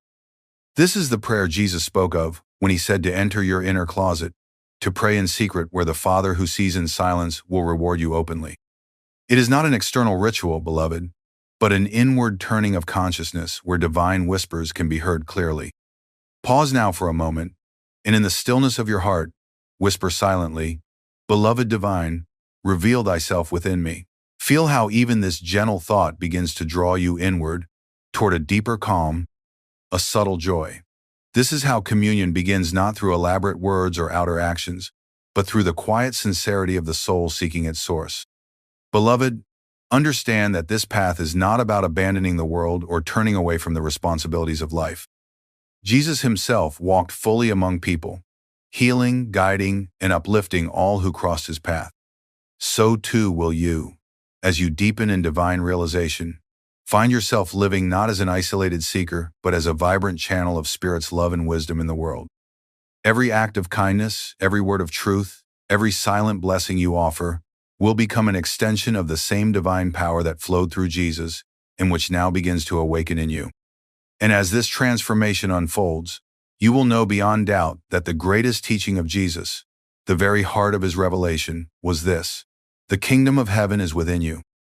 Ye are God's children of the Most High. These were not metaphors but spiritual facts, waiting to be lived and experienced by every soul willing to seek God with devotion and steadfast effort. Take this into your meditation tonight. Sit in stillness, close your eyes, and lift your gaze to the spiritual eye. Breathe calmly and whisper inwardly, "I and the Father are one." Let this affirmation sink deeper with each breath until you feel a gentle radiance glowing in your heart, reminding you that you have never been separate from God. This is the realization Jesus carried. This is what Yogananda came to teach, and this is the divine destiny that now beckons you to awaken fully to your eternal self. Beloved one, as this radiant truth begins to settle into the very marrow of your being, you may start to notice subtle but profound shifts within yourself. A quiet strength awakens, allowing you to move through challenges that once overwhelmed you with a calmness rooted not in willpower alone, but in a deeper connection to Spirit's unchanging presence. A warmth of compassion arises unbidden, flowing effortlessly to all beings, friends, strangers, even those you once called enemies. This is not sentimentality or emotion alone. It is the dawning of divine love, the same universal compassion that shone through Jesus' every word and act. This is what Yogananda called living in Christ consciousness, where you no longer perceive yourself or others as limited personalities battling for survival, but as radiant souls, sparks of the same eternal flame. From this expanded awareness, you begin to truly understand Jesus' words, love your enemies, bless those who curse you, do good to those who hate you. These were not commands to burden you with guilt or impossible ideals. They were keys to unlock the highest states of consciousness, where divine love flows naturally, washing away all barriers of fear and division. As you walk this path of awakening, the boundaries between prayer, meditation, and daily life begin to dissolve. Every moment becomes a prayer, every breath a meditation, every action a sacred offering. You no longer feel confined to a designated time for spiritual practice because your entire life becomes steeped in the presence of God. When you speak, you do so with words that carry peace and healing. When you work, you do so with a quiet joy that uplifts everyone around you. Even in silence, your presence radiates a subtle blessing that can calm restless hearts and inspire hope. Beloved, this is not fantasy or distant theory. It is the destiny awaiting every soul that sincerely seeks divine realization. Yogananda assured us that no matter how far you may feel from this state now, every meditation, every prayer, every act of kindness brings you closer to this awakened life. Each moment of inner stillness plants seeds that will one day blossom into unshakable wisdom and boundless love. The journey is gradual, but even now, you can feel its beginning. In the stillness of meditation, perhaps for just a few moments, you have touched a peace that nothing in this world can give or take away. In moments of selfless love, you have glimpsed a joy that feels eternal. These are not passing experiences. They are flashes of your true nature breaking through the veil of ego and delusion. As you continue to walk this path, these glimpses will grow brighter and longer until they merge into a steady radiance that lights your entire being. Pause for a moment and feel the quiet strength of this truth. Whisper silently within, Divine Spirit, awaken thyself in me. Let me live in thy love and walk in thy light. Let this prayer guide you beyond thought into the stillness where God's voice speaks softly, assuring you that you are never alone, that every step you take is held by divine hands, and that the same eternal light that guided Jesus is guiding you even now. This is what Jesus really taught, beloved, not a religion of fear or separation, but a way of life rooted in divine union. And this is the gift Yogananda has brought again to the modern world, revealing that you need not wait for some distant heaven to know God's love. Through inner communion, through self-realization, you can awaken to that heaven now, carrying its peace and joy into every moment of your earthly journey. Walk forward with this assurance in your heart. Meditate daily, love selflessly, and live with unwavering remembrance of the divine. In doing so, you honor the true teachings of Jesus and all the great masters, and you step closer each day to the ultimate realization that you and the infinite Spirit are eternally one. Beloved, as we near the culmination of this divine revelation, let us pause for a moment and look back upon the sacred path we have traveled together. We have uncovered the unfiltered essence of Jesus' teaching as Yogananda revealed it, that the kingdom of heaven is not a distant place nor a reward to be earned, but a living, breathing reality within your own soul. We have seen that Christ consciousness is not reserved for one man alone, but is the destiny of every seeker who is willing to turn inward, quiet the restless mind, and merge with the eternal presence of God. Now we must understand how to truly live this teaching, not just hear it or contemplate it, but make it the very heartbeat of our existence. Yogananda often said that spiritual truths are not meant to be imprisoned in scriptures or frozen in the memories of saints long past. They are meant to be lived, to flow through your words, your actions, your silent thoughts, transforming every moment of your life into a testament of divine remembrance. Living the truth Jesus taught means waking each morning not with the weight of the world pressing down upon you, but with the quiet joy of knowing that every sunrise is an invitation to walk hand in hand with Spirit.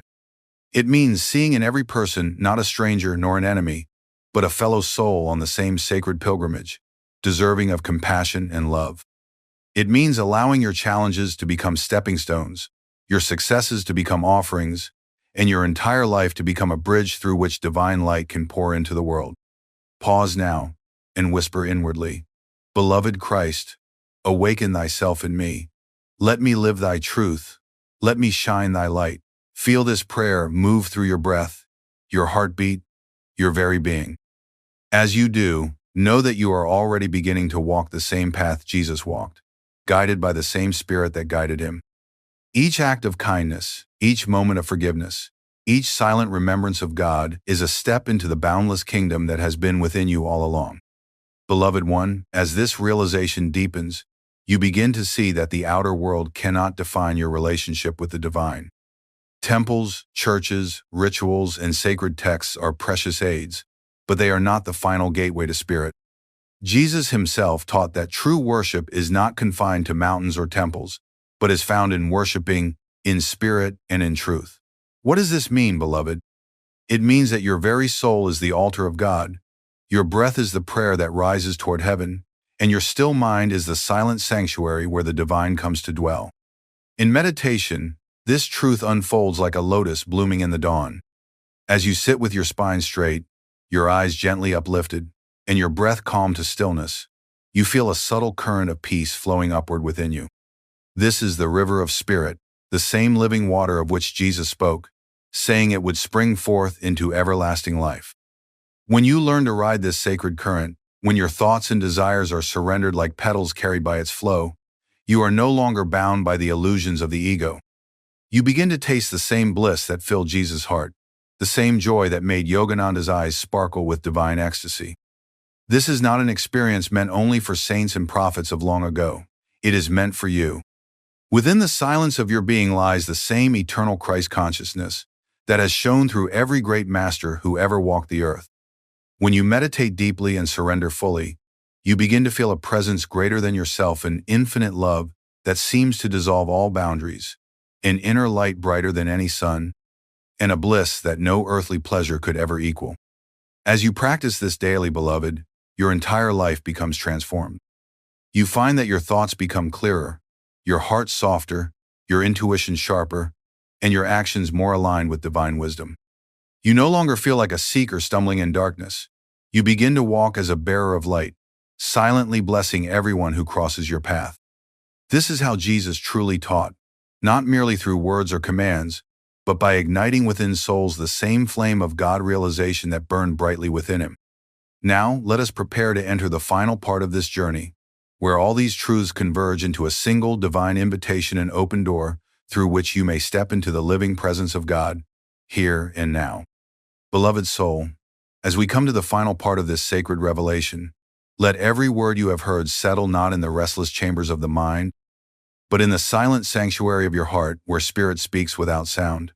The journey we have walked together has not been about gathering knowledge alone. It has been about awakening remembrance. The remembrance that Jesus' highest teaching, preserved and revealed anew through Yogananda, is that God is not far, salvation is not distant, and your soul is not broken. You are, in this very moment, a divine spark of the eternal, clothed temporarily in human form, destined to awaken to your infinite self. Now, beloved, let us seal this truth with a sacred inner act. Close your eyes for a moment and lift your gaze gently to the spiritual eye. Feel your breath slowing, your thoughts quieting like ripples on a still pond. Silently whisper within, Heavenly Father, Divine Mother, Beloved Christ, Beloved Yogananda, reveal thyself within me now. As you breathe, imagine a radiant light glowing brighter and brighter in the center of your forehead, a light that is not separate from you but is your true nature, shining beyond time and space. In this stillness, feel that you are no longer a seeker looking for God. You are the beloved child of God, eternally one with Spirit. Every barrier of fear, doubt, and ignorance begins to dissolve, and in its place flows a bliss so deep it cannot be contained. This, beloved, is the hidden teaching Jesus brought to the world, the teaching Yogananda came to restore, that the kingdom of heaven is not a place to be entered after death, but a divine state of consciousness to be realized while living, here and now.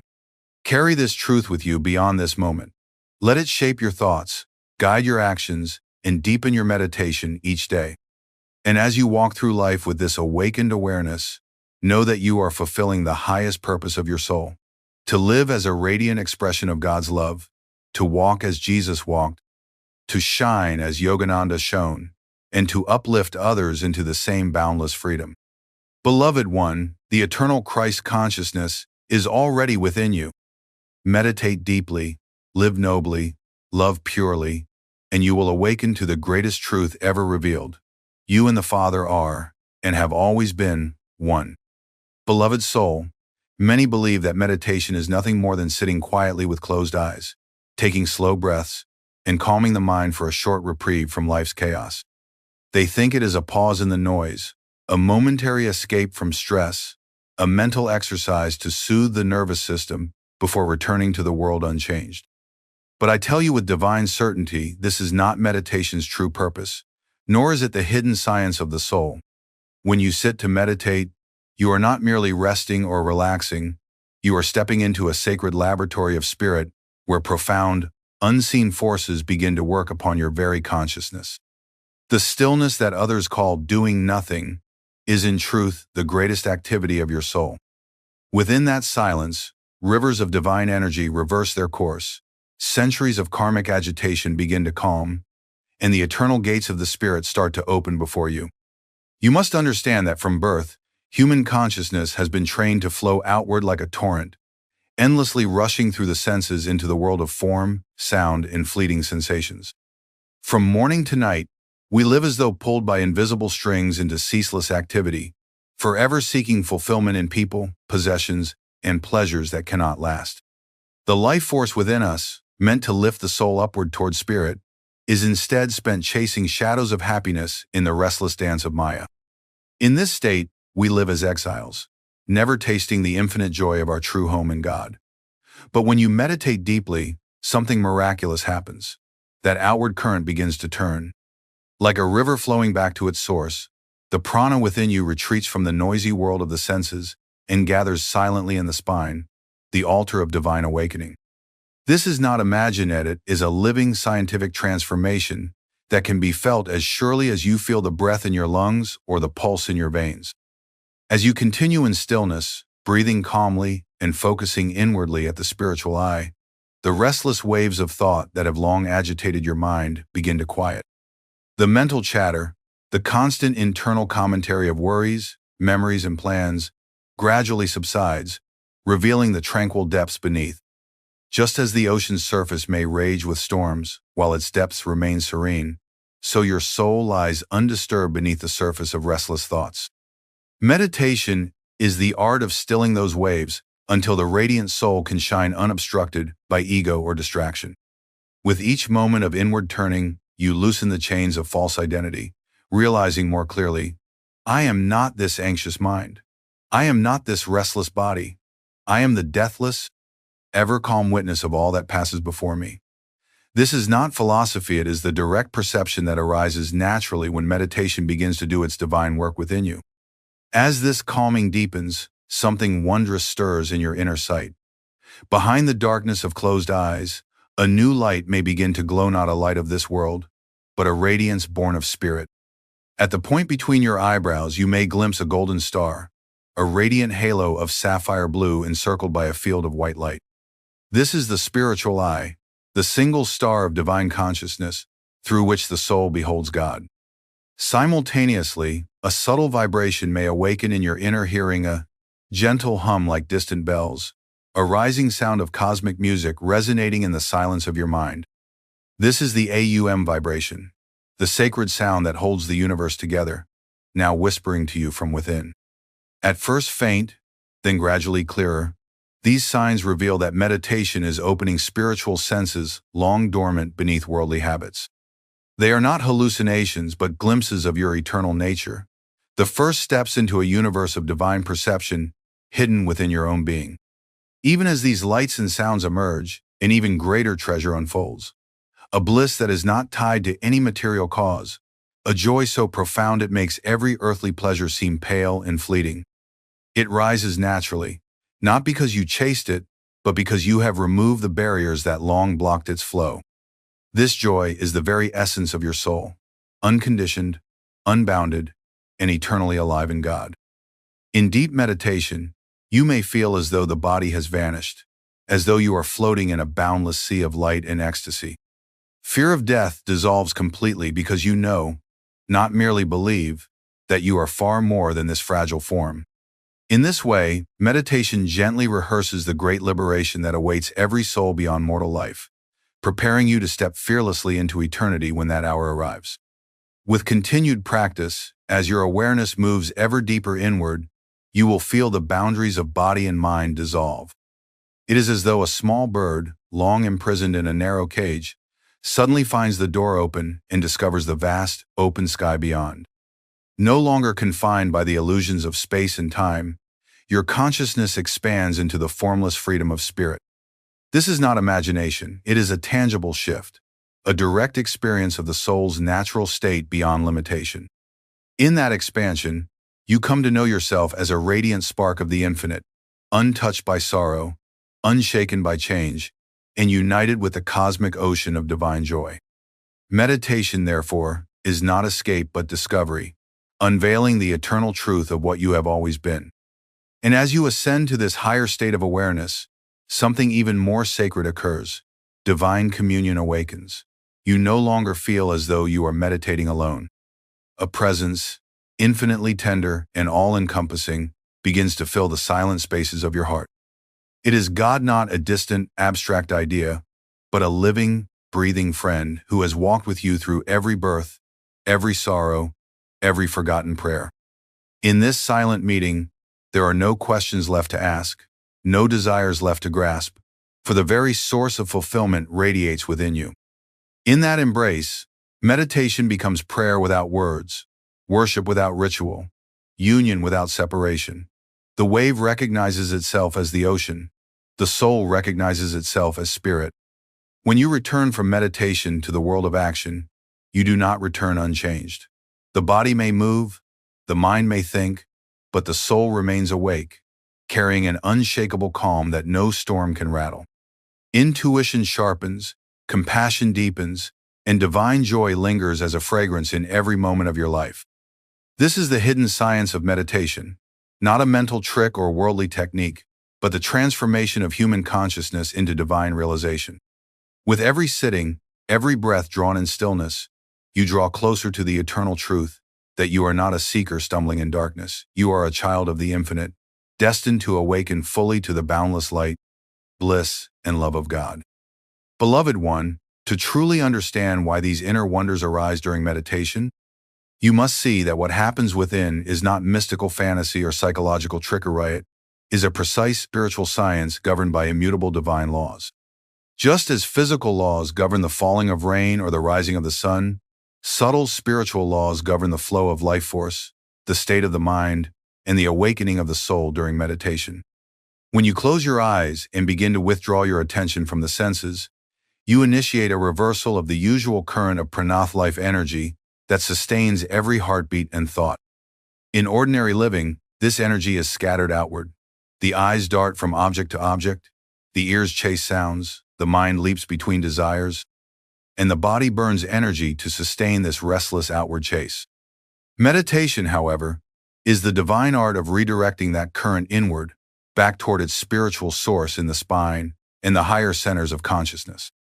This is why, as you sit in stillness and lift your gaze to the spiritual eye, you may feel a subtle drawing upward, as if an unseen hand is gently pulling you toward lightness. It is not imagination, it is the magnetic action of your own prana returning to its rightful home. The more you surrender to this current, the more your body relaxes and your breath slows naturally. Eventually, you may even feel as though you are scarcely breathing at all, not because life is leaving you, but because you are touching a higher form of energy, one that does not depend on oxygen. This is a glimpse of the state the masters have long described, breathless ecstasy, where the soul drinks directly from the infinite reservoir of divine vitality. In this elevated state, the brain and nervous system undergo subtle, measurable changes. Neural activity calms, brainwaves shift to frequencies of deep harmony, and the electrical impulses in your body become aligned like a choir, singing in perfect unison. This harmonization allows dormant spiritual faculties to awaken, giving rise to visions of light, sounds of cosmic vibration, and feelings of boundless bliss. Modern science may one day map these phenomena fully, but saints and yogis have known them for millennia, not through instruments of matter, but through the instrument of the soul itself. You may ask, why do I see light? Why do I hear celestial sounds? Why do I feel as though my body has vanished? The answer is simple. These are the natural perceptions of your true self. Your eyes, ears, and physical senses are not the only tools of awareness. Beyond them exist higher faculties, spiritual senses that lie dormant as long as your attention is trapped in matter. When meditation withdraws the life force inward, these dormant senses awaken, revealing what has always been present, the divine light of the soul shining through the spiritual eye, the cosmic vibration of Aum humming through creation, and the formless freedom of spirit where the boundaries of flesh and ego melt away. This is the hidden science of the soul. Your true being is a radiant field of consciousness, untouched by mortality, unbound by time or space. The body is but a garment you wear. The mind is but a ripple upon your vast oceanic nature. Meditation lifts you beyond these temporary veils, allowing you to experience directly, scientifically, that you are spirit itself. Every genuine experience of divine light, sound, and bliss is a confirmation of this truth, a foretaste of the final liberation that awaits you when all ignorance has been dissolved. And yet, beloved, this science is not cold or mechanical. It is suffused with love, with the tender embrace of the infinite. The forces at work in meditation are not impersonal, they are the living touch of God, the Divine Mother gently drawing her child back into the warmth of eternal home. Every breath that slows, every thought that stills, every upward pull of life force is the whisper of spirit saying, "Come closer, beloved soul, come back to me." Beloved soul, as your meditation deepens and the spiritual currents within you rise ever higher, a sacred transformation begins to unfold. What at first felt like a quieting of thoughts and a gentle drawing inward now blossoms into a radiant, unmistakable communion with the divine. The mind, long accustomed to grasping at passing forms, begins to fall silent, not because it has been forcibly subdued, but because it is overwhelmed by a presence so vast, so tender, and so luminous that all lesser thoughts simply dissolve. In these deeper stages, the spiritual eye may blaze with a brilliance far beyond the light of 1,000 suns, yet it does not burn, it soothes, it heals, it uplifts.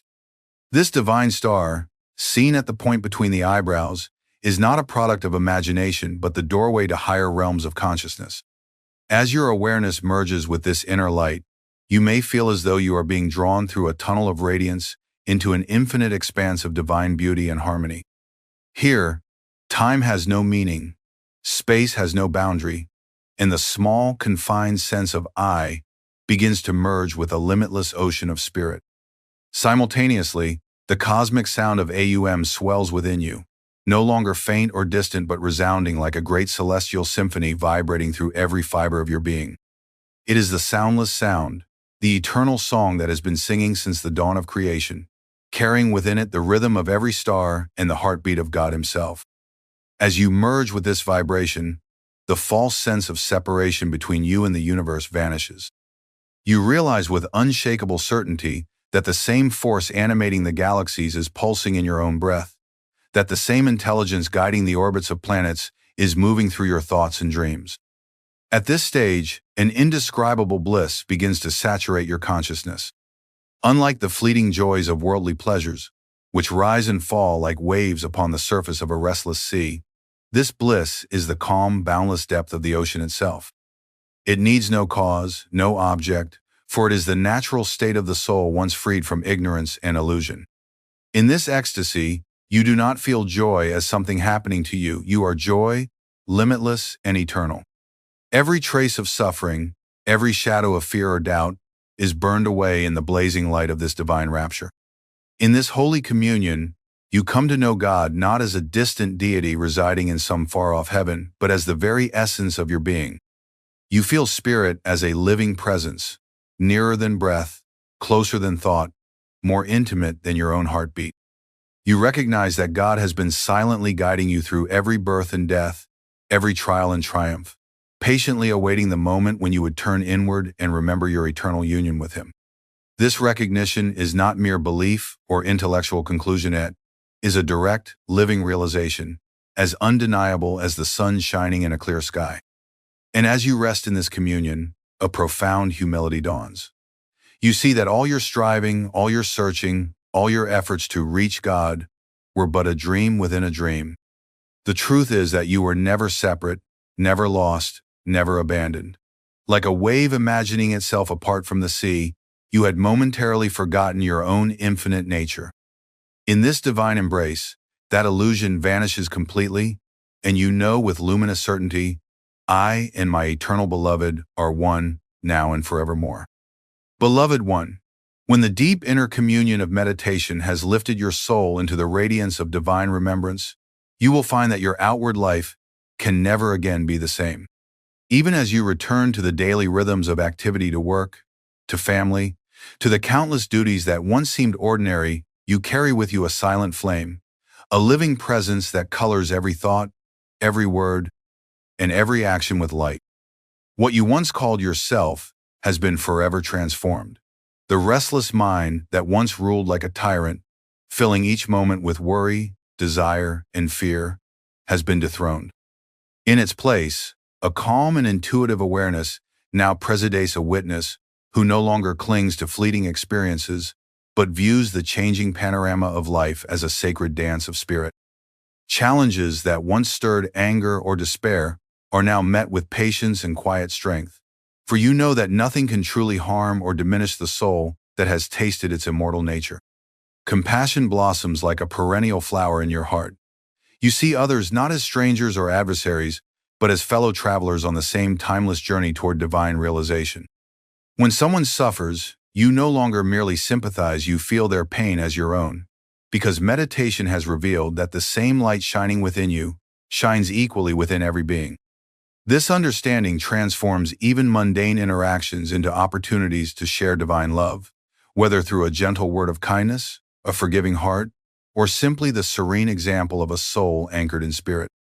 Even the senses, once enslaved to restlessness and outward craving, become purified instruments of higher joy. The eyes that once roamed endlessly seeking satisfaction in fleeting images now see God's beauty reflected everywhere, in the delicate curve of a leaf, in the starlight glimmering across the night sky, in the radiant souls of those around you. The ears that strain to capture every sound of the world now delight in the silent song of divine presence humming beneath all noise.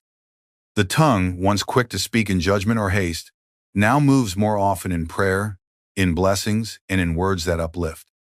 Most of all, beloved, meditation plants within you an unshakable peace. This peace is not the fragile calm that depends on favorable circumstances or temporary relief from stress.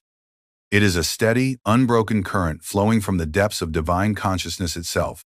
Even when storms rage around you, when difficulties arise, when loss or uncertainty visits your doorstep, that inner peace remains untouched, a silent sanctuary where your soul rests safely in God. From this peace arises a profound joy that no earthly pleasure can match. It is a joy that does not depend on possessions, recognition, or success, for it springs eternally from the source of spirit within. And because it is unconditioned, it cannot be diminished by failure or suffering. This is the lasting gift of true meditation. It frees you from being a captive of the world's ever-changing tides and anchors you instead in the blissful stillness of your own divine essence. This transformation does not end with you alone.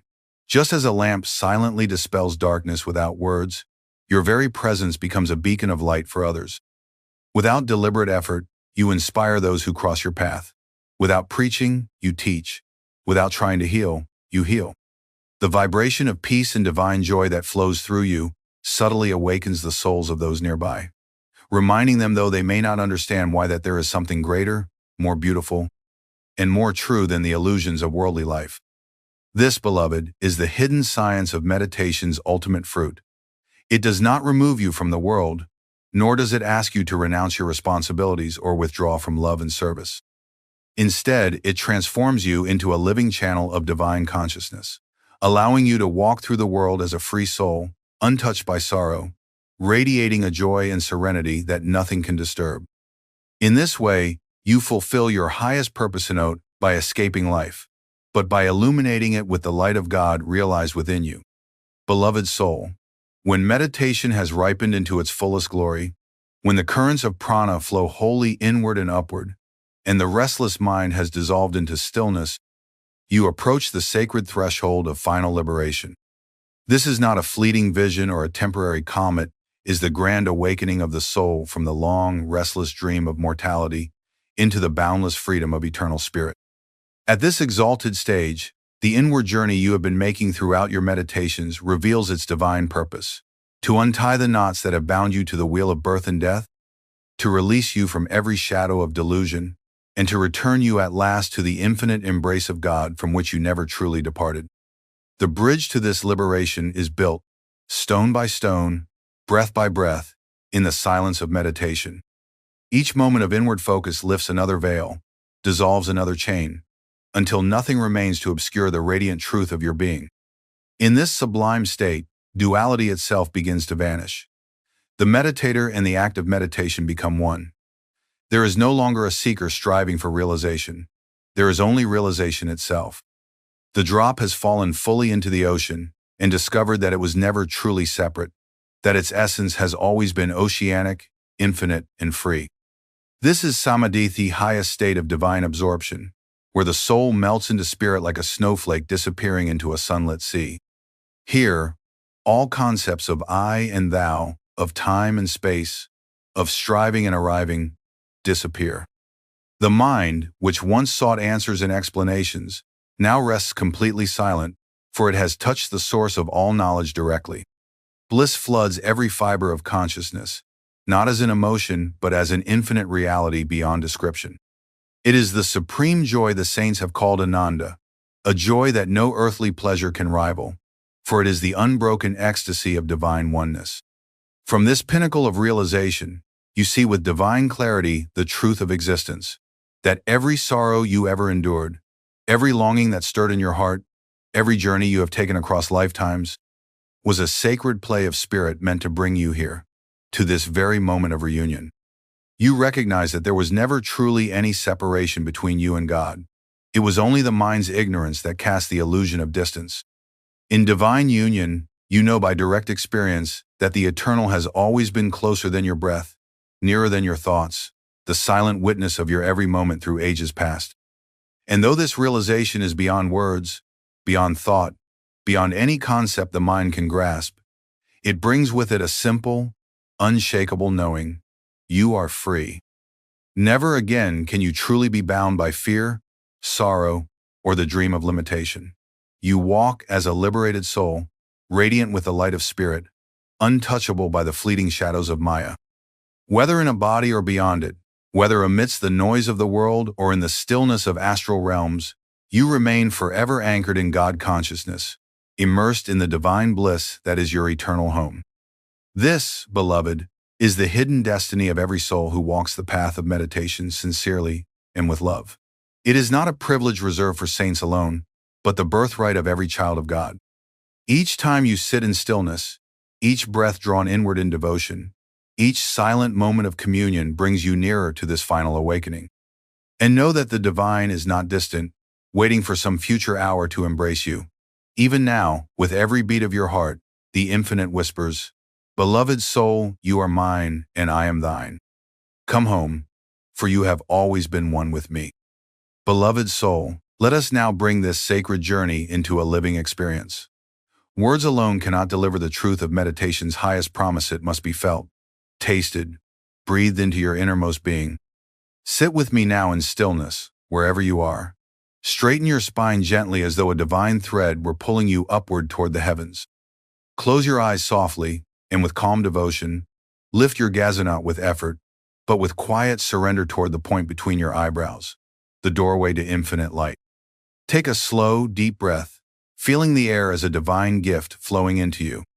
Hold it gently, and as you exhale, release every burden, every restless thought, as though they were grains of dust falling away into nothingness. Breathe again, more slowly this time, and silently affirm, "I am not the body.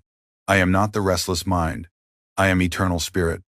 Let this truth ripple through your being with every breath, calming the waves of thought until only a vast, silent ocean remains.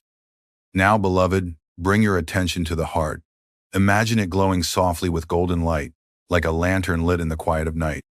With each inhalation, this light grows brighter, warmer, expanding outward through your chest. With each exhalation, it spreads beyond your body, filling the room, touching the lives of all those you love, and reaching even further into the boundless world beyond. Silently say, I send peace to all beings. I send love to every soul. I am one with all creation. Feel this vibration of unity humming softly through you, dissolving every illusion of separation. As you rest in this stillness, begin to listen not with your ears, but with your soul. Behind the silence, there is a gentle, humming sound, a cosmic vibration singing softly within you. This is the sacred AUM, the divine whisper of spirit. It is the heartbeat of the universe, and in this moment, you are attuned to it. Do not chase it. Simply listen with the quiet attention of the soul, letting it draw you inward like a golden thread leading home. Now, beloved, imagine a radiant star of light shining at the point between your eyebrows. At first, it glimmers faintly, then it grows brighter, clearer, until it seems as though the very sun is rising within your mind. This light is not imagination, it is the eternal flame of divine consciousness. Feel yourself being gently drawn into this star, merging with it, floating beyond the confines of flesh and thought, rising higher, lighter, freer, until you are no longer the small self that began this meditation. You are a vast, radiant spark of God's own being, infinite and deathless. Remain here for a few moments, breathing softly, resting in this divine presence. In this silence, there are no questions, no fears, no longing, for you are already united with the beloved you sought. Whisper silently within, my eternal friend, my divine mother, my infinite Father, I am yours, and you are mine. I have never been apart from you. I live forever in your light. As this meditation draws gently to a close, carry this presence with you like a sacred fragrance. Feel it in your breath, see it shining behind your eyes, hear it in the quiet hum of life around you. And as you rise from stillness, remember, meditation is not an escape from this world. It is your gateway to realizing the divine truth that has always been alive within you. When you meditate, you awaken not just for those few minutes of silence, but for every moment of your existence, until your life itself becomes a prayer, a living communion with God. Beloved soul, know this deeply. Meditation is not merely sitting in silence. It is the science of awakening, the art of returning to your eternal self. With each moment of devotion and practice, you step closer to the infinite joy, peace, and freedom that no earthly pleasure can ever equal. May you walk this path with courage and love, and may you soon discover that the one you seek has been walking beside you and living within you all along. When you were born, beloved soul, the heavens formed a perfect pattern, and the stars arranged themselves in a sacred dance above your head, each planet aligning with a unique resonance, each house casting its light and shadow across the vast stage of your destiny. But let me tell you something with the fullness of divine remembrance. You are not your sun sign, nor your rising, nor the placement of Saturn in your chart. You are not your horoscope. You are not the labels that astrologers have given you, no matter how mystical they sound. You are the immortal soul who chose, in God's presence, to enter this life at a specific moment, under a specific sky, to fulfill a mission of divine awakening. That chart you carry is not your identity, it is your invitation. It is not your definition, it is your classroom. So many souls walk the earth with their heads bowed beneath the weight of their birth charts. They say, I am a Capricorn, so I must be distant. Or, my Venus is afflicted, so I cannot find love. Or, my 12th house is heavy, so I am doomed to loneliness and spiritual confusion. My child, such thinking is bondage disguised as wisdom. You are not here to live as a forecast. You are here to remember that you are beyond prediction. You are the living light of God, temporarily clothed in tendencies and lessons, but not bound by them. Your chart may describe the weather of your karma, but you are not the weather. You are the sky behind it. The great danger of astrology, when misused, is that it gives the ego a crown it does not deserve. It turns personality into prophecy. It replaces soul effort with star excuses. But listen to me closely now. Your soul did not come here to repeat what has been. It came to transcend. The birth chart is a wheel, but the wheel was meant to be risen above. The moment you believe the chart is who you are, you have fallen from the center into the rim. The moment you say, "This is just how I am," you have stopped remembering what you are. Do not fear the chart, and do not worship it. Gaze upon it as you would a sacred map left by your own divine hand. A map of karma and curriculum, not a prison, not a verdict. You were never sent here to be defined by the stars. You were sent here to defeat them not through rebellion, but through mastery. Not by denying your tendencies, but by divinizing them. So now, let me walk with you. Let me take your hand not to explain the mechanics of astrology, but to show you the hidden flame behind the signs. Let me show you what your chart really says, not about your personality, but about your purpose, not about your traits, but about your training. For what your chart truly reveals is the soul's whispered promise. I will awaken. I will rise.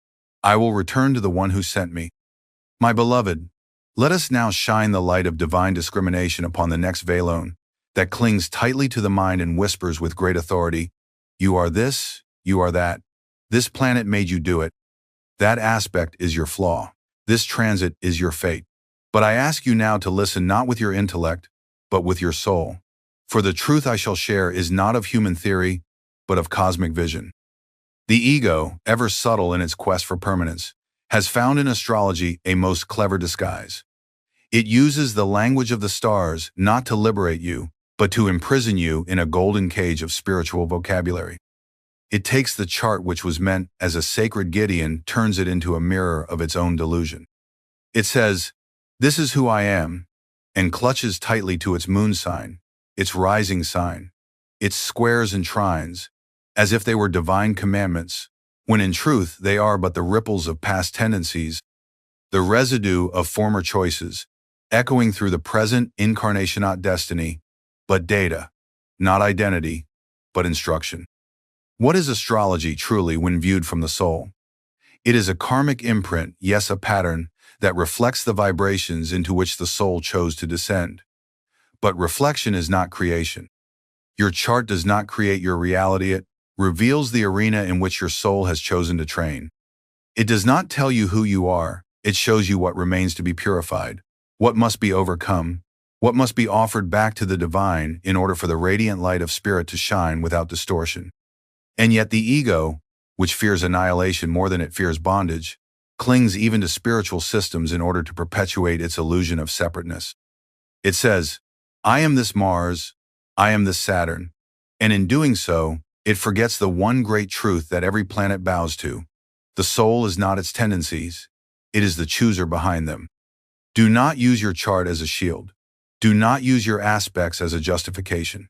Do not use your retrogrades as an apology for spiritual laziness. Astrology becomes Maya when it ceases to serve as a ladder and becomes a label. The stars were not made to bind you, they were made to serve as signs along the way, to remind you, to reflect back to you the inner choices that must be made consciously and with reverence. When you begin to use astrology to explain away your failings, to delay your devotion, to predict your peace or your suffering without looking to your own daily discipline, then you are not reading the chart with the soul's eye, you are reading it through the lens of self-deception. I once said, and I say it again, the wise man defeats his planet, who masters the self, masters the stars. What does this mean? It means that the soul, anchored in God, rises above all planetary influence. It does not deny the forces at play, but it is not defined by them. Just as a seasoned sailor learns to read the winds without surrendering the helm, so the yogi reads the chart without becoming its victim. You are not here to be subject to the dance of the heavens, you are here to join it, to learn its rhythm, to use its pull, not to drown in the tide but to surf the wave into divine realization. Look at your chart then, not as a portrait, but as a battlefield, not as a personality map, but as a karmic compass. See where the ego hides behind excuses. See where your nature has become habit. See where your energy resists refinement. And then, with breath anchored at the spiritual eye and spine straight like the inner rod of divine memory, declare silently, I am not the chart, I am the soul that chose it. Let us go deeper now. Let us look beyond the wheel entirely, beyond the planets and the signs and the rising and the moon. And behold, the one who chose to be born under that particular sky, not to become it, but to transcend it. Let us walk into the soul's light now. Ah, my beloved, let us now cast aside the veil entirely, and gaze not upon the stars above, nor the chart below, but into the eternal flame of the soul itself.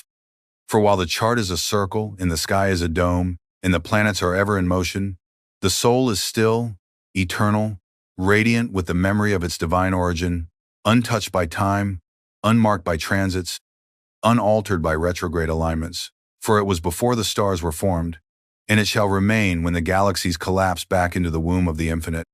You are not a Leo or a Pisces or a Virgo or a child of Saturn or an aspect of Mars. You are the immortal, changeless, ever-conscious Atman, the divine spark of God, born not once but countless times, carrying from life to life the invisible ledger of karma, the hidden memory of lessons left unfinished, loves unpurified, powers misused or neglected.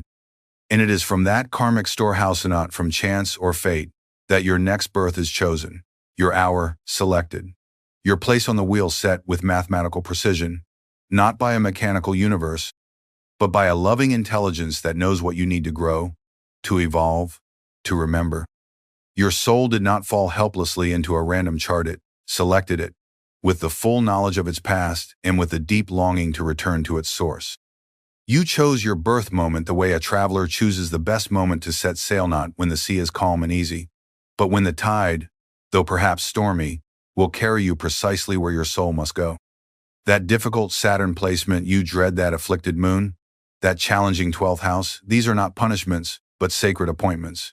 They are teachers your soul hired before you arrived. And the joyful alignments, the gifts, the grand trines, the sweet blessings, they too were earned, cultivated in previous incarnations, waiting now to flower as you grow more rooted in truth. Karma, not chaos, determines the chart. And yet karma is not destiny, it is the soil. And the soul, through right living, right meditation, right effort and surrender, can change the harvest of that soil.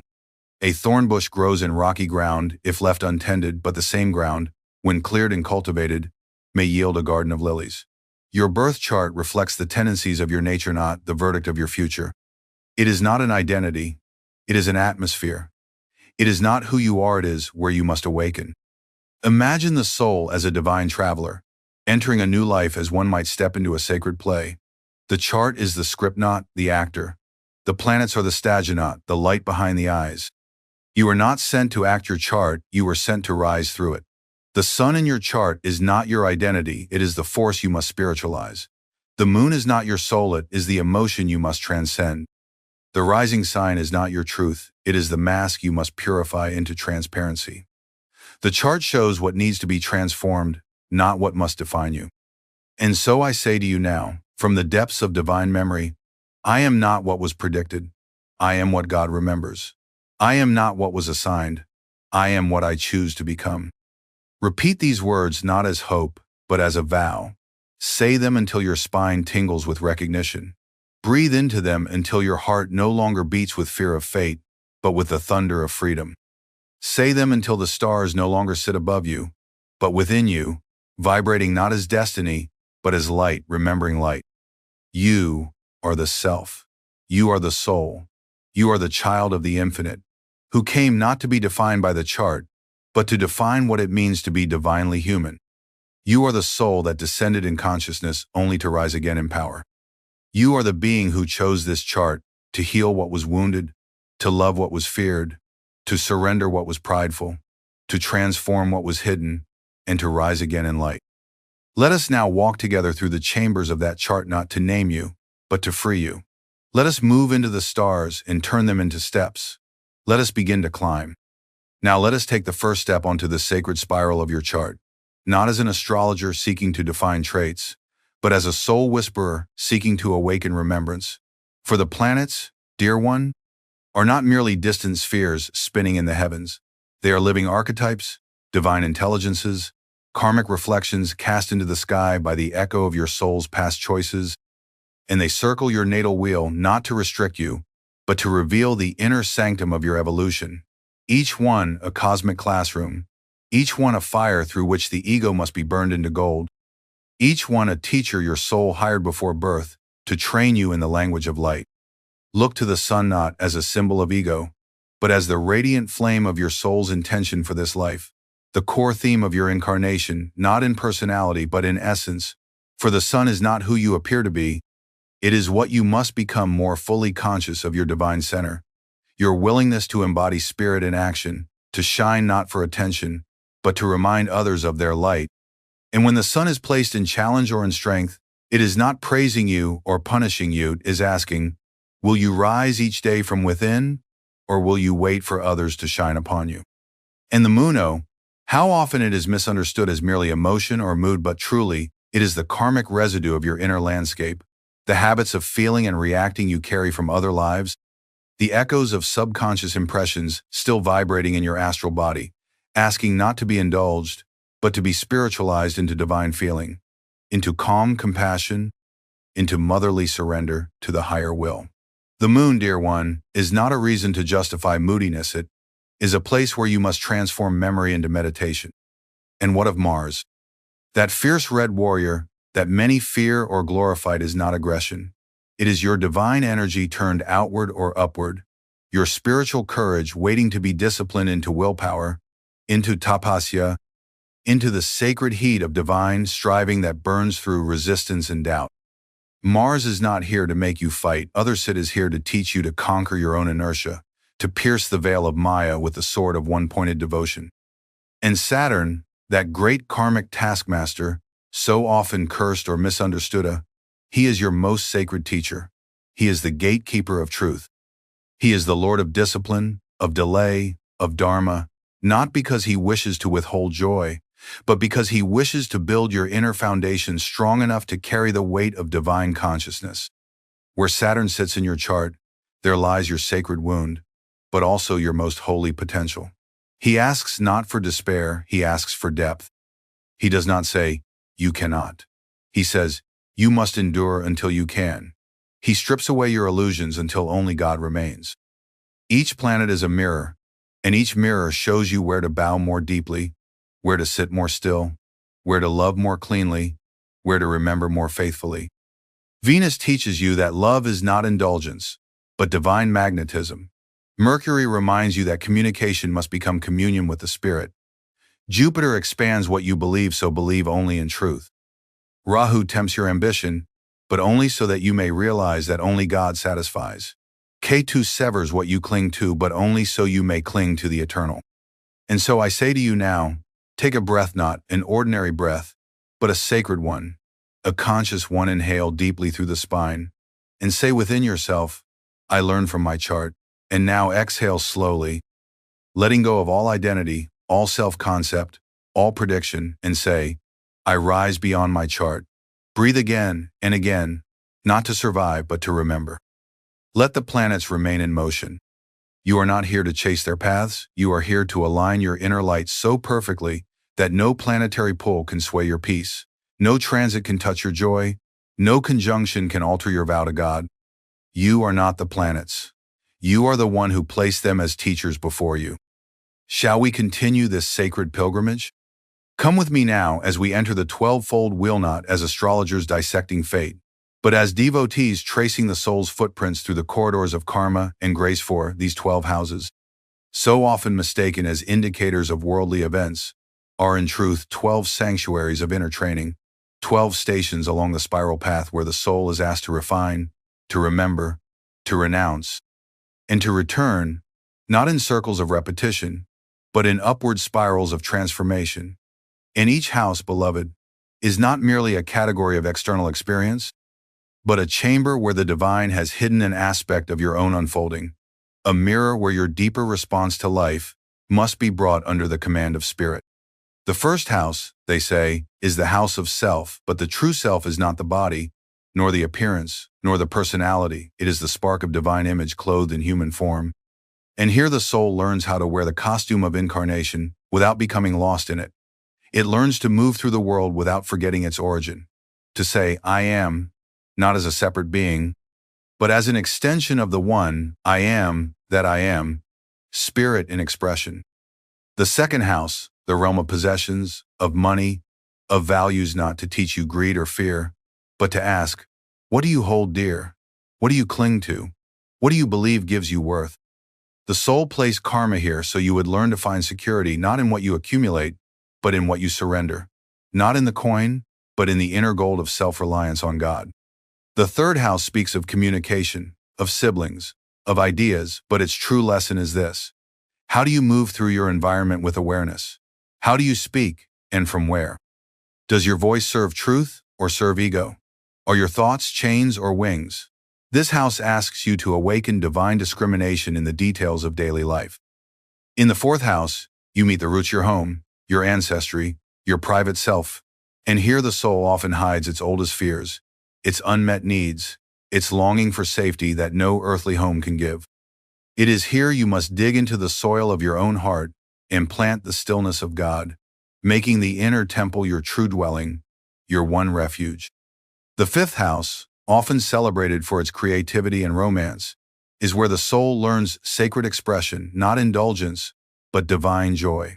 The joy of creating not from need, but from overflow, not from self-seeking, but from soul radiance. It is here you must learn to love as God loves, without grasping, without demand, without forgetting the beloved behind the beloved. The sixth house is service, health, discipline, but deeper still. It is humility, the bowing of the ego to the daily path of purification, the willingness to heal not for pleasure but for alignment, to serve not for approval but for surrender. It is where the soul scrubs the floor of the temple each morning with breath and prayer. And the seventh, the house of partnerships, it is the sacred mirror, where the soul must learn that no one can complete you, but everyone can reveal you. Your spouse, your enemy, your companion, your critical are instruments the soul has summoned to show what remains unhealed, unloved, unseen. You must not worship love, you must become it. In the eighth house, the soul enters the cave of transformation. Here lies the death of illusion, the trials of letting go, the purification of power and sexuality, the surrender of control. It is not a house of fear, it is the sacred passage where you dissolve to rise, where the caterpillar becomes ash before the phoenix can soar. The ninth house, the house of philosophy and higher learning, is where the soul expands beyond dogma into direct experience, where belief must bow to realization. It is where you begin to ask not, what do I know? But, what am I becoming? Here you step out of religion and into God. The 10th house, the house of career, is not your job, it is your dharma, your outer expression of inner truth, your willingness to shine light into the world's structures. Here the soul must resist false ambition and remember, true success is devotion in action, divine purpose carried into every task. And the 11th community, dreams, networks, here you must ask, what do I seek from others? Where is my loyalty placed? This is the house of spiritual aspiration as well, where the soul dares to dream God-sized dreams, but must also learn to release the outcome. Finally, the 12th house, misunderstood as loss, isolation, hidden enemies, but in truth, it is the threshold. It is the final veil. It is the womb of the infinite and the grave of the ego. Here the soul is stripped bare. Here meditation becomes liberation. Here the self dissolves into the self, and the circle completes, not in repetition, but in return. Now pause. Breathe.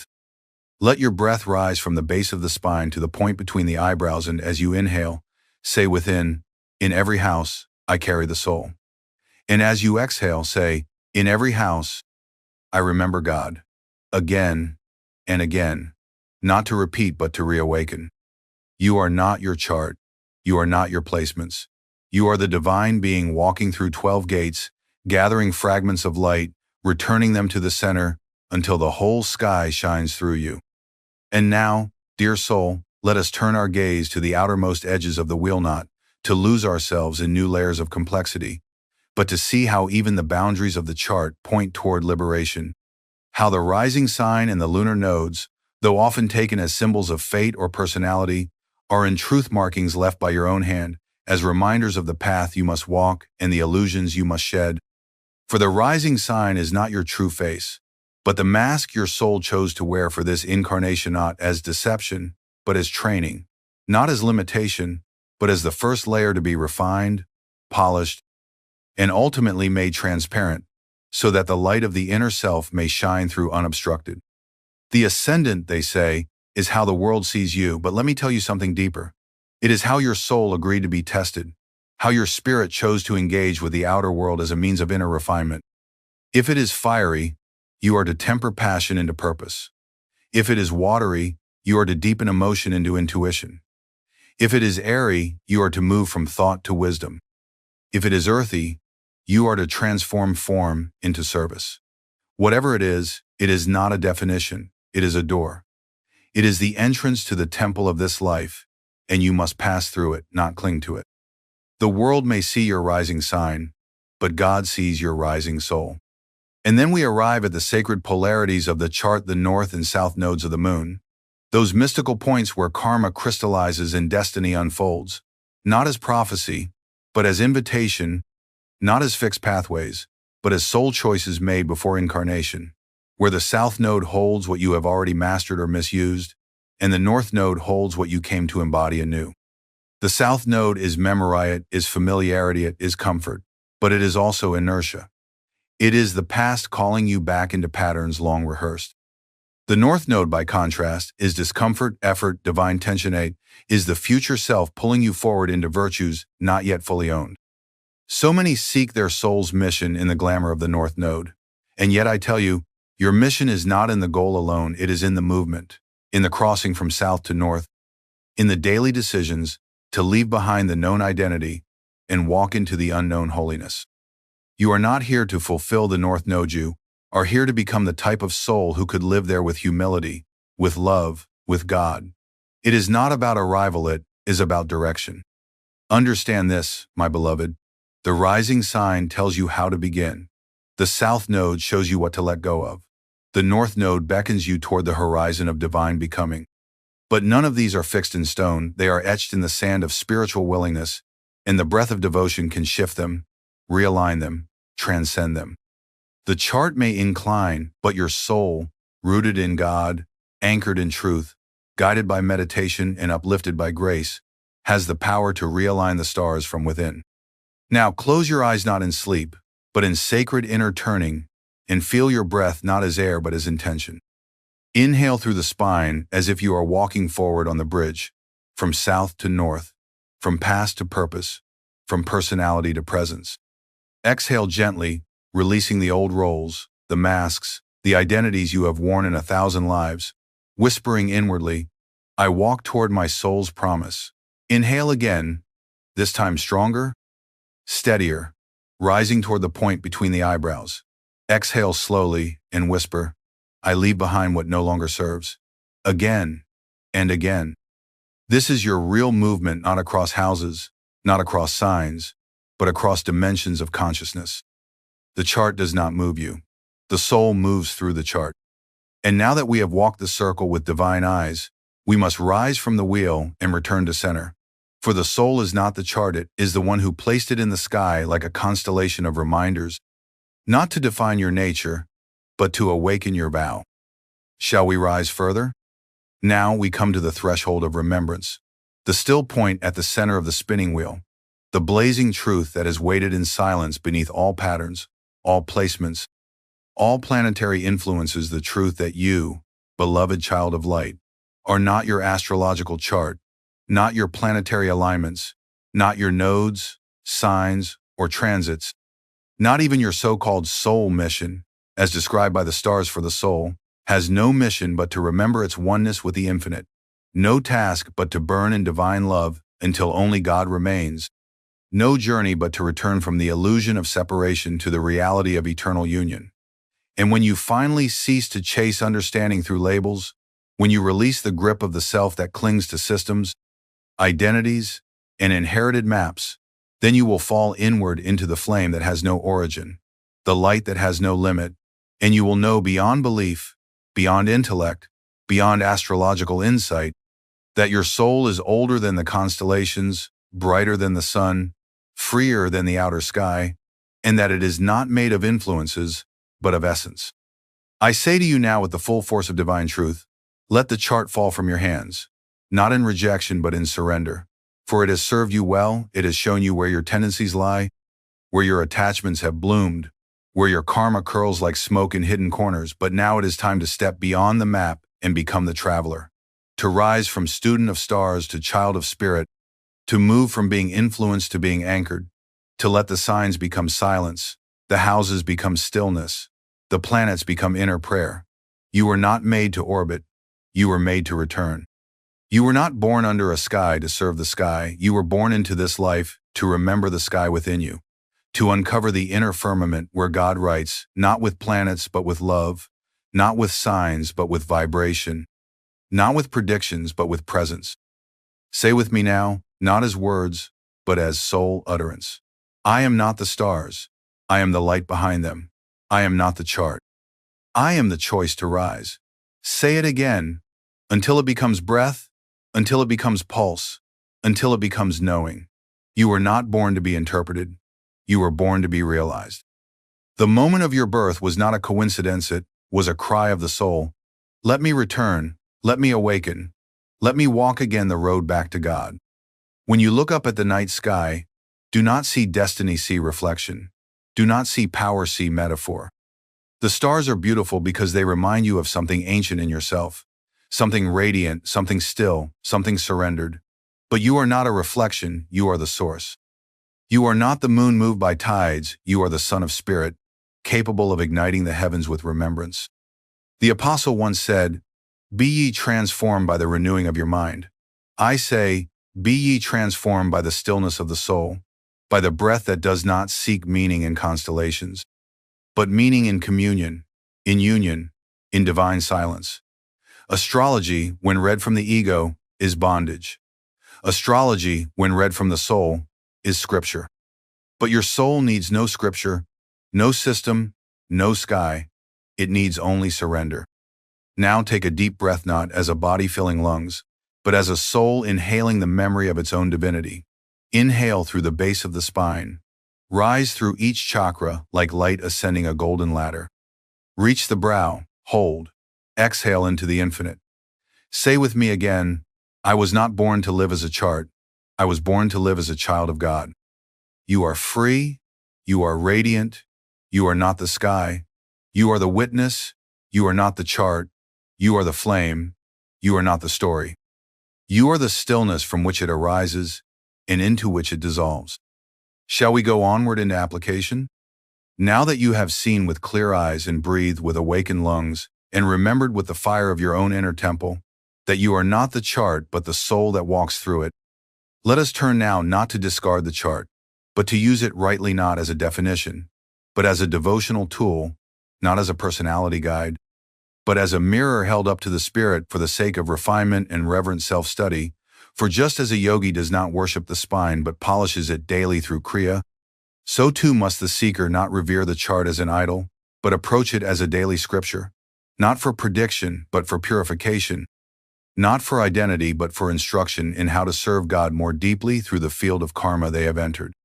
When you wake in the morning, before you reach for coffee, before you check the world's noise, before you re-enter the dream of separateness in stillness, close your eyes and bring to your inner gaze not the complexity of your placements, but the sincerity of your vow, and say to the infinite, show me how to use this life, this body, this breath, this karma, this chart, not for self-glory, not for excuse, but for thee alone. And then breathe not automatically, but prayerfully inhaling up through the base of the spine, offering your awareness to each center of light, not to activate them, but to listen to them, to let the breath polish the soul's memory like a lamp in a forgotten room, and then hold the gaze at the spiritual eye, for it is only from this seat of soul consciousness that the chart can be read rightly. Take your chart into your hands, not as a curious seeker, but as a disciple ready to serve. Do not ask, what does this mean about me? Ask instead, what does this ask of me? Do not ask, what do the planets say will happen? Ask, how can I use this alignment to deepen my surrender, sharpen my discernment, soften my heart, and expand my devotion? Each morning, choose one placement tone planet, one house, one node, and do not analyze it, but contemplate it. Ask, if this were a sacred lesson and not a label, What would it require of me today? And then write not as journaling, but as inner dialogue with the divine, writing not to interpret your soul, but to speak to it. Begin your entry with the question, how can I use this karmic energy to love more purely today? Let that become your new astrology, not the movement of Mars, but the movement of mercy, not the trine of Jupiter, but the triangle of body, mind, and spirit aligned in surrender. Approach the birth chart as you would a mandala something to meditate upon, not to define yourself by, but to dissolve the self into. Gaze at it not with the mind, but with the heart, and then close your eyes and see not the planets, but the breath of God moving through the spine, turning tendencies into tools, karma into prayer, past into power, astrology into adoration. Each breath is a transit more sacred than any alignment. Each act of stillness is a reset more powerful than any planetary retrograde. Let the rising sign remind you how you begin the day but choose to begin from the soul. Let the moon remind you of what you carry but choose to release it into divine neutrality. Let the sun remind you of your task but choose to perform it not for self, but as a flame of God. Let your daily practice not be to read more charts, but to read your own reactions as sacred scripture.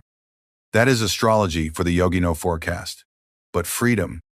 Say now with full awareness, let me not seek identity, but instruction. Inhale, slowly. Feel the spine like a river of light. Exhale deeply. Feel all concepts dissolve into devotion. Again. Let me not seek identity, but instruction.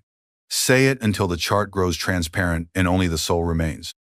Now let us speak of transits, the ever-moving hands of cosmic time, the shifting tides of planetary vibration that sweep through your natal chart like winds across the sea, stirring the waters of experience, agitating the karma of past intentions, and inviting you not to react, but to remember.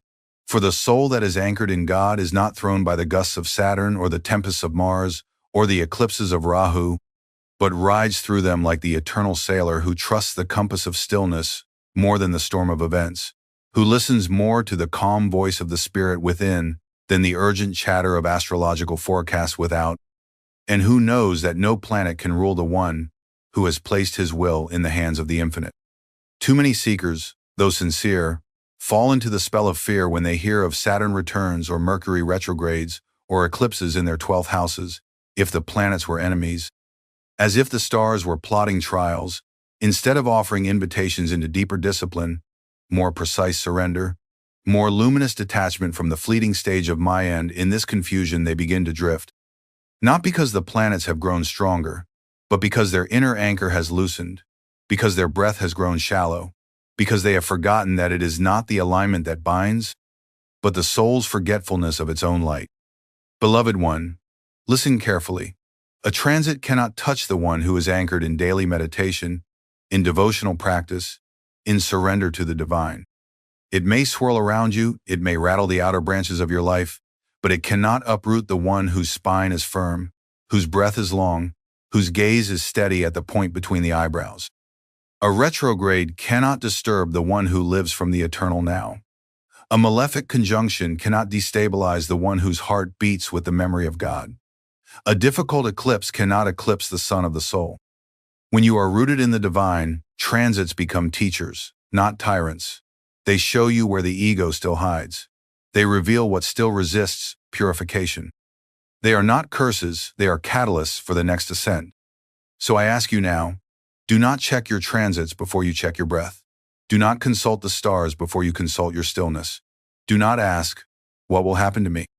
Before asking, what would the soul do now?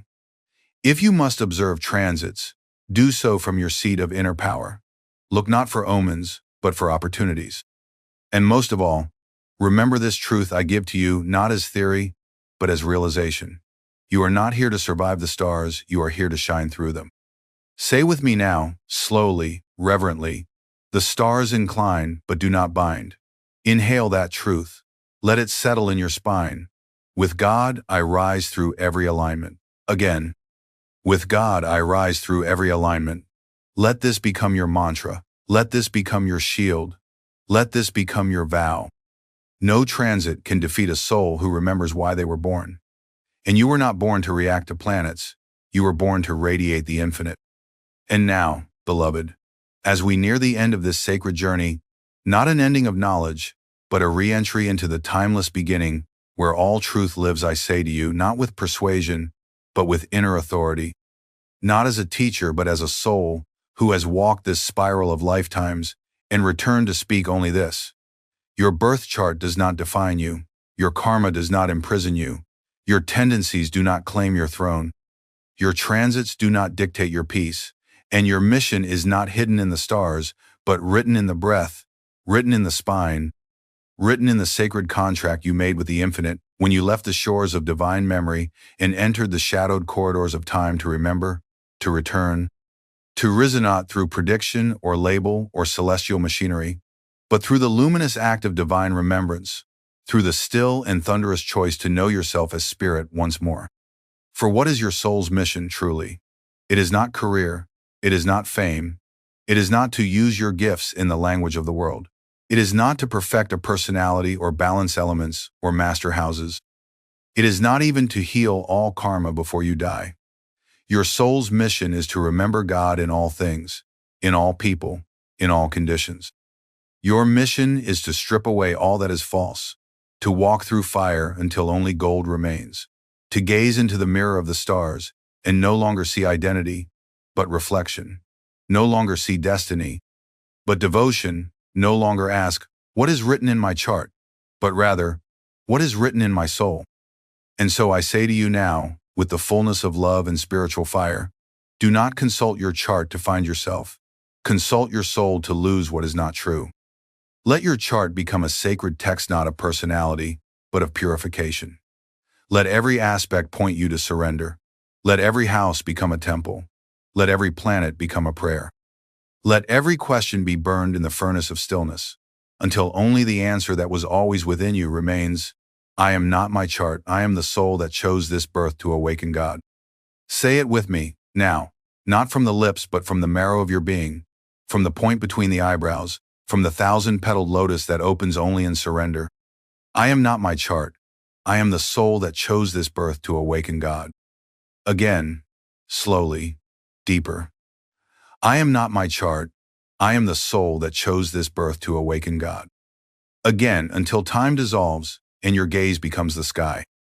Now sit, spine straight, breath soft and holy. Inhale upward from the base of the spine to the Christ center between the eyebrows, the seat of divine command, the throne of the soul. Hold that breath, not tightly, but as you would hold the hand of the beloved gently, reverently, with sacred longing. And now exhale, not to empty, but to return, to release all illusion, to let go of everything you thought you were. Inhale again, and whisper inwardly, I remember. Exhale, and say, I return. Inhale, I remember. Exhale, I return. Let this be your eternal loop not of karma, but of communion. Let it become your temple. And as you rise now from this sacred sitting, do not rise as someone seeking clarity. Do not rise as someone trying to fulfill a chart. Do not rise as someone defined by signs. Rise as the soul. Rise as the light. Rise as the silence that walked into form and now prepares to walk back into flame. Above you, the stars will still shine. Around you, the planets will still move. But within you, something will have stilled, something will have ignited, something will have bowed, and in that bowing, you will rise. Go now, child of spirit, walk your chart, but do not walk as the chart, walk as the soul that placed it there.